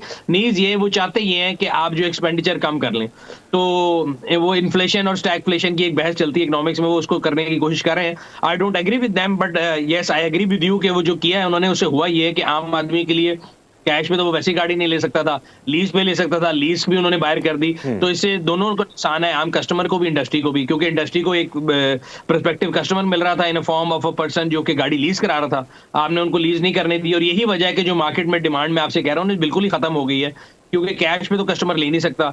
और अगर आप निकाल के देखें केसेस का नंबर ऑफ जो लीज का है वो भी बहुत ज्यादा डाउन हो गया ड्यू टू द पॉलिसीज जो स्टेट बैंक ने किए हैं इम्प्लीमेंट। अब आई डोंट नो उनका जो रिजल्ट है वो क्या आएगा, उन्होंने जो एम किया था वो करने पे वो तो आ गया, they have controlled this expenditure. अब उससे क्या एम होता है, क्या गरीब के लिए जिंदगी आसान हो जाएगी, क्या इन्फ्लेशन कम हो जाएगी, डॉलर की रेल पेल हो जाएगी, ऐसा कुछ हो नहीं रहा। तो मुझे ये लग रहा है कि ये भी नहीं हुआ और वो भी नहीं हुआ। अच्छा सुनील ये कहिएगा कि obviously you are interacting with all of them ना, जो भी इंडस्ट्री के लोग हैं, जो आम लेमैन हैं, if you talking about dealers and everyone, आप जो हमें देख रहे हैं, गुड मॉर्निंग पब्लिक जो देख रहे हैं, उन्हें आप क्या टिप देंगे? अगर किसी ने कोई गाड़ी अभी खरीदनी है, क्या एडवाइस करेंगे? इससे दूर रहे, इससे ना करें, you should go for this and you should not go for this. कोई टिप अगर आप शेयर करें व्यूअर्स से। देखिए मेरी एक सिंपल एडवाइस है हर किसी को जिसने गाड़ी लेनी है पाकिस्तान में। पहली बात तो you can never go wrong buying a 0 metre car in Pakistan. आप जिस दिन 0 मीटर गाड़ी लेंगे, आप किसी अकलमंद से मशवरा ना करें, मेरे जैसे बेवकूफ से भी कर लें तो कोई इशू नहीं है, because after a few months you will be safe. आपको इन्फ्लेशन की वजह से आपकी वो गाड़ी महंगी हो गई होगी, पहली बात। अच्छा। दूसरी बात, जब आप यूज गाड़ी लेने जाते हैं तो हमारे यहाँ पे लोग जो है ना वो ऐसी चीजों पे बहुत ज्यादा गौर कर रहे होते हैं जो कि सुपरफिशियल हैं, गाड़ी का पेंट जेन्युइन है, ये नहीं है, वो नहीं है। वो ये नहीं देखते कि वो रोड वर्दी है कि नहीं, उसके डॉक्यूमेंट्स को सही तरह से नहीं देखते, क्योंकि अब नई गाड़ी तो लोगों की रीच से बाहर है। तो I think the process of buying a used car जो है दैट इज मोर इंपॉर्टेंट। उसमें सबसे इंपॉर्टेंट चीज है, आप जो भी चीज ले रहे हैं, you are putting your hard and money in it. सबसे पहले कोशिश करें कि उसके डॉक्यूमेंट्स, उसका लीगल टाइटल क्लियर हो, and then it's road worthy। अगर वो पेंट है या नहीं उससे कोई फर्क नहीं पड़ता। if it's road worthy and you can it can take you from point A to point B in a respectable manner, I think it should do your work। Alright जी पाजी। अच्छा पाजी, एक और चीज जो आपने जिक्र की है, यानी सुबह का सवाल भी ठीक था, लेकिन हम अगर आपसे जानना चाहेंगे कि कौन कौन सी आपने जो जिक्र किया गाड़ियों का, लेकिन किन किन चीजों का ख्याल रखना चाहिए? कस्टमर आपकी तरफ आता है या कहीं और जाता है तो गाड़ी खरीदते वक्त, चाहे वो सेकंड हैंड वो खरीद रहा है, 0 मीटर में तो चलो हम बहुत सारी चीजों के बारे में सर्च कर लेते हैं, बहुत सारी चीजें हम ये समझते हैं कि चलो हाँ कोई मसला नहीं है, 0 है तो कर जाएगी, काम टाइम गुजार देगी, लेकिन अगर सेकंड हैंड की तरफ हमने जाना है तो किन किन चीजों की तरफ पाजी ध्यान देना होगा? हमें सबसे इंपॉर्टेंट चीज आपको ये देखनी होगी कि आप जो गाड़ी ले रहे हैं उसके स्पेयर पार्ट्स मार्केट में कितने अवेलेबल है। बिकॉज कई ऐसी गाड़ियां बहुत सस्ती मिल जाती हैं बट उनके स्पेयर पार्ट्स अवेलेबल नहीं है। और जब आप इकोनॉमी सेक्टर की बात करते हैं कि गरीब आदमी है या एक मुतवस्सित तबके का आदमी है जो कि 10 से 15 लाख रुपए इकट्ठे करके गाड़ी ले रहा है, तो उसके लिए बहुत बड़ी इन्वेस्टमेंट होती है। वो उसको ये नहीं चाहिए, the last thing you would want is कि वो उसके पार्ट्स रिपेयर लेने जाए तो वो महंगी गाड़ियों से भी महंगे हो। तो इंपॉर्टेंट चीज ये है कि पार्ट्स की अवेलेबिलिटी, पार्ट्स की प्राइसेस, और सबसे इंपॉर्टेंट कि उसकी जो डीलरशिप नेटवर्क है वो पूरे मुल्क में है या नहीं है। ये 3 चीजें मेरे ख्याल से सबसे इंपॉर्टेंट है in any decision of buying a used और a new car. All right Sunil, thank you so much for kind details. जो प्रोडक्टिव डिस्कशन रही, होपफुली कि आपके लिए काफ़ी प्रोडक्टिव सेगमेंट रहा होगा और आपको समझ आ गया होगा if you want to buy a car तो आपको किस चीज़ की तरफ जाना चाहिए और किस चीज़ की तरफ सोचना भी नहीं चाहिए। एक क्विक ब्रेक लेनी है, आप देखते रहिए ये प्रोग्राम जिसे हम कहते हैं गुड मॉर्निंग पब्लिक।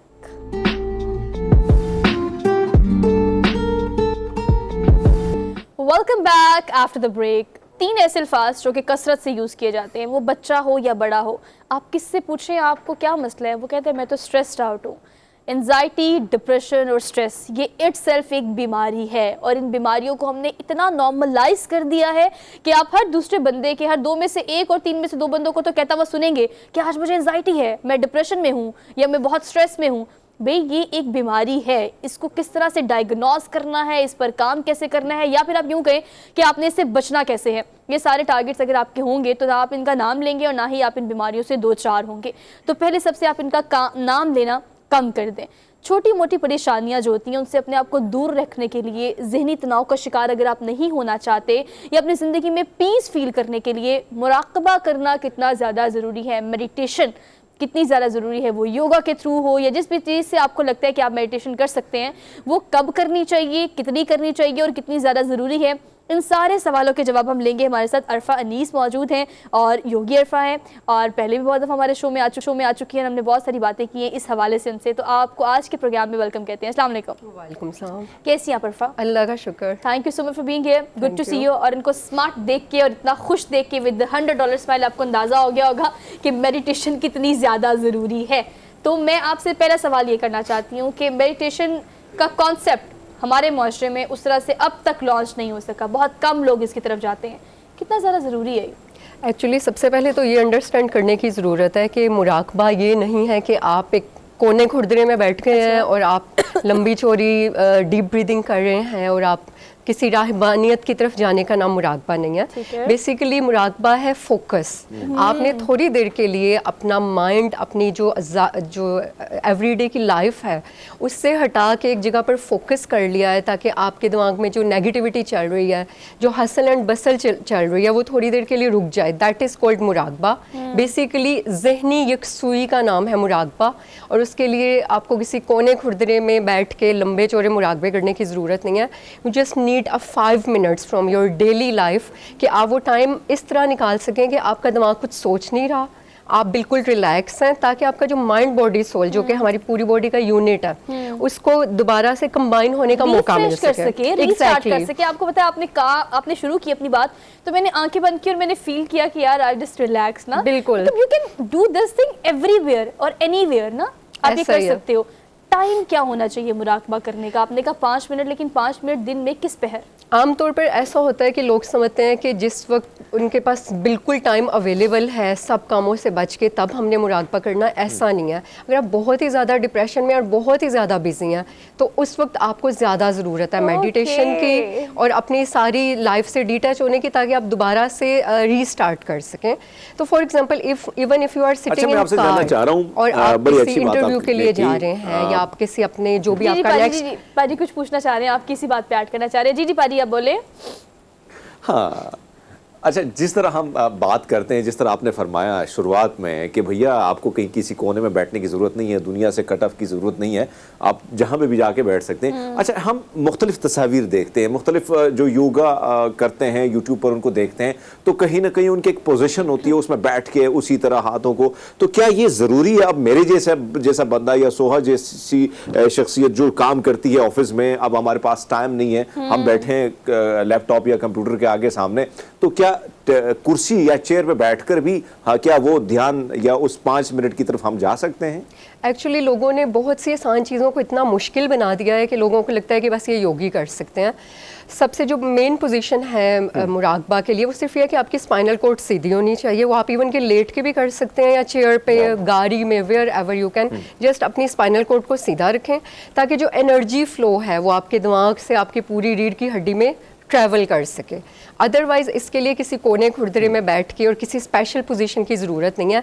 अलबत्ता ये एक मुद्रा है, आपने इंडेक्स फिंगर और अंगूठे को, this is very good for mental peace. जब कभी इवन के you can do it on chair as well, still उसके लिए भी आपको स्पेशली एक योगिक पोज में जाने की ज़रूरत नहीं है। हम सब मेडिटेशन करने हाँ लगे जी, हैं। ये आप सब इससे जो हमें देख रहे हैं ऑन स्क्रीन के उस तरफ, आप ये मुद्रा जरा बता दें दोबारा से। इसको सिंपली आपने ऐसे ओ बनाना है, इंडेक्स फिंगर और अंगूठे की टिप्स को टच करना। ठीक है, ऐसे कर इससे लिया। मेंटल पीस बहुत अच्छा। जल्दी आता है। इवन कि जब कभी आपको लग रहा हो कि you are feeling anxiety, depression, negativity बहुत ज्यादा आ कहीं रही भी है, कोई लड़ाई हो रही है, कोई गुस्सा हो रहा है, बाहर ऐसे बल्कि अगर लड़ाई भी इसी तरह करें और ऐसे कर ले, ऐसे ही एक कमरे में जाने की जरूरत नहीं है, ड्यूरिंग लड़ाई ऐसे करें।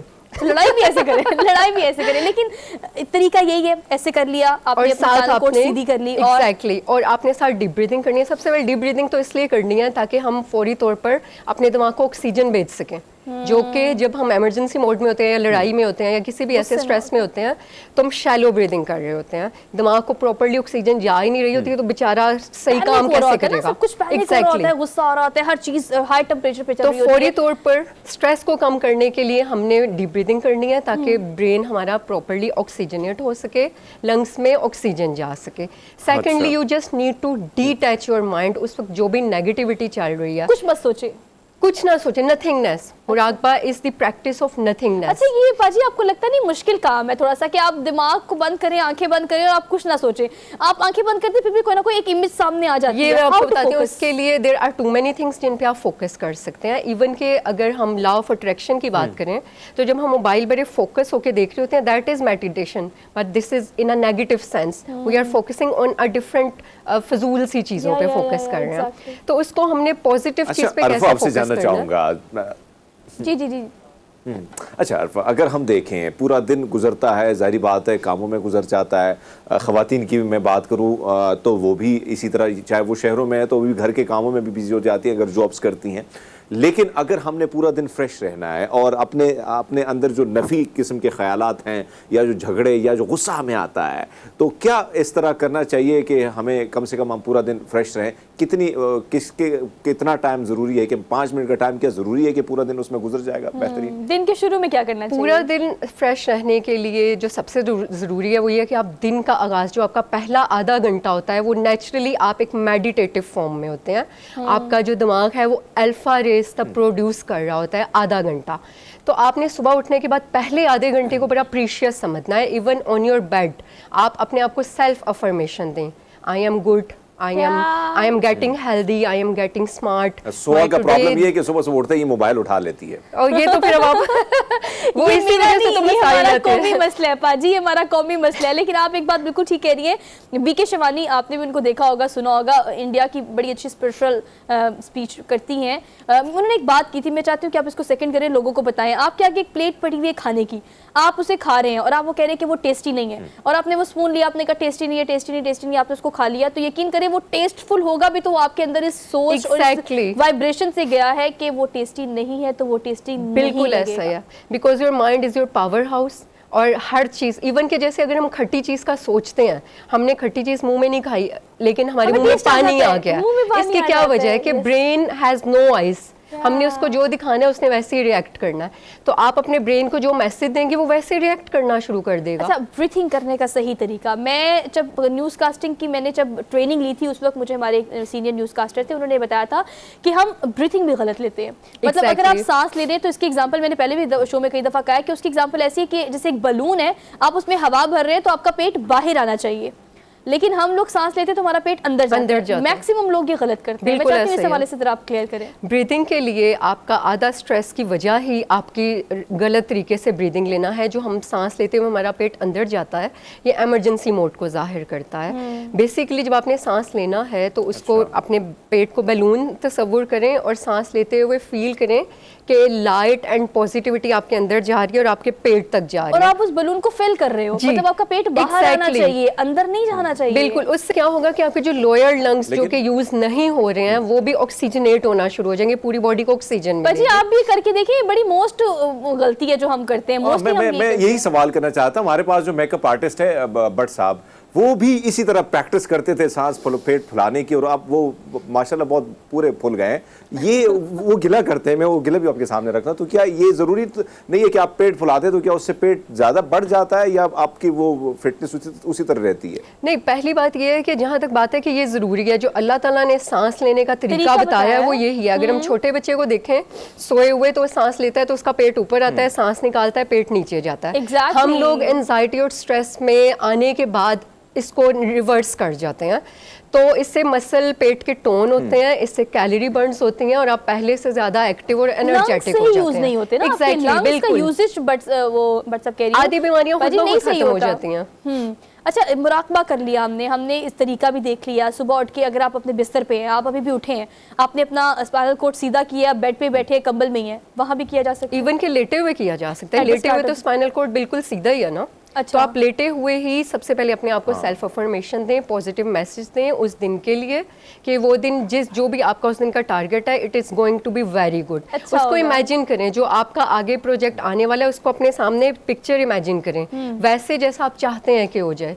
लॉ ऑफ अट्रैक्शन भी काम करेगी, माइंड पावर भी काम करेगी, मेडिटेशन भी काम करेगी। और हम जो हर वक्त शिकवा शिकायत करते हैं ना कि मुझे पता था ये ऐसे ही होना है, वो इसलिए ऐसे होता है कि सोचा नेगेटिव है, उस चीज़ को हमने खुद एनर्जी नेगेटिव दिया। अच्छा, अपनी एनर्जी को बिल्ड करना कितना ज़्यादा ज़रूरी है? मतलब आप बाज़ लोगों को आपने कहते हुए सुना होगा, बल्कि आप लोग भी मेरी बात को गौर से सुनिएगा कि अब्बा जी हम अक्सर कहते हैं कि मेरे साथ ही ऐसा होता है, मुझे ही बुरे लोग मिलने होते हैं, मेरे साथ ही गलत होता है। ऐसा नहीं होता। मतलब आपके अंदर से एक एनर्जी और एक वेव्स निकलती है जो आप जैसे लोगों को आपकी तरफ अट्रैक्ट करती है। अगर आप चाहते हैं कि आपको ज़िंदगी में अच्छे लोग मिले, प्यारे लोग मिले, तो फिर आपको वैसा अपने आप को बनाना पड़ेगा। तो you should work on yourself. और बनाने के लिए सिर्फ आपने अपना माइंडसेट चेंज करना, बाकी खुद ब खुद। जब हम ये कहते हैं कि मुझे ऐसे लोग मिलते हैं, तो बेसिकली ब्रेन को कह रहे हैं कि हमें ऐसे ही लोग मिलेंगे। तो हमने कहना है कि I attract positive energy like a magnet. I am love, I am beautiful, I can do anything. This is the main thing. You are beautiful, you are powerful, you are everything. क्या कहना चाहते हैं आप? जी पूछिएगा। मैं तो बहुत मेरी कोशिश होती है कि मैं बड़ा पॉजिटिव सोचता हूँ, और मैं बड़ा खुशकिस्मत इंसान हूँ कि मेरे आसपास भी बड़े प्यारे प्यारे लोग, आप जैसे लोग आते हैं, मंडलाते रहते हैं, और ये कंपनी जो है बन जाती है। अब अरफा, दूसरी बात ये है कि बहुत सारे योगा करने वाले जो एक्सपर्ट हैं वो ये कहते हैं कि भैया ज़रूरी नहीं है कि सुबह के टाइम आप उठें और आप योगा करें, कहीं ना कहीं रात का टाइम भी बेहतर हो सकता है। टाइम जो भी मिले खड़का दो, कर लो बस। हाँ, मेडिटेशन के लिए रात दिन हर वो चीज़ जिस वक्त आपको टाइम अवेलेबल है वो आपके लिए बेहतरीन है। उसके लिए अपने आप को बाउंड नहीं करना। आपने सारा दिन के बाद एंड पे अगर आप करेंगे, you can analyse your life, जो आपका पूरा दिन गुजरा है, और उसको फिर आप बेसिकली न्यूट्रल करेंगे। जो नेगेटिविटी, लोगों की एनर्जी आपने जमा की है, बेसिकली फील करें कि वो तमाम एनर्जी रिलीज़ कर रहे हैं आप बॉडी से। गिव देम बैक, जिसने आपको नेगेटिव एनर्जी दी है वो एनर्जी उनकी तरफ वापस भेजें। और आपने अपनी जहाँ जहाँ एनर्जी नेगेटिवली इन्वेस्ट किया है, फील करें कि वाइट लाइट और रोशनी की सूरत में आपकी तरफ वापस आ रही है। इसके अलावा एक मेडिटेशन ये भी है कि आप जब लेटे हुए हैं, you just need to focus के आसमान से आपके ऊपर अल्लाह ताला के नूर की और रोशनी की बारिश हो रही है। You can imagine, you know, अगर आप इस वक्त आंखें बंद करके इस चीज को इमेजिन करें, बिल्कुल ऐसे, बिकॉज लाइट और नूर तो हर तरफ मौजूद है, हमने सिर्फ उसके साथ कनेक्टेड होना। उससे क्या होगा, जितनी आपके फिजिकल एलिमेंट्स हैं आप वहाँ पर एंटर करें, वो लाइट, वो रोशनी और शिफा की मेडिटेशन फॉर शुआएं। Me itself imagination as well. Arfa, एक और सवाल जो मेरे ख्याल में टाइम भी शॉर्ट होगा, लेकिन आपसे जानना चाहूंगा, सुहा ने आपसे सवाल किया कि ध्यान देना यानी आपने आपको फोकस करना ये बड़ा मुश्किल होता है, लेकिन कितना टाइम, क्योंकि जरूरी जारी बात है इतना जल्दी तो नहीं होगा, कितना टाइम के बाद या कितना वक्त जरूरी होता है, टाइम आपको चाहिए कि उसके बाद कहीं ना Focused कहीं होने आप के इस लिए। लाइन पे आ जाते हैं और फिर आप बैठते हैं तो भैया आपका फोकस हो ही जाता है।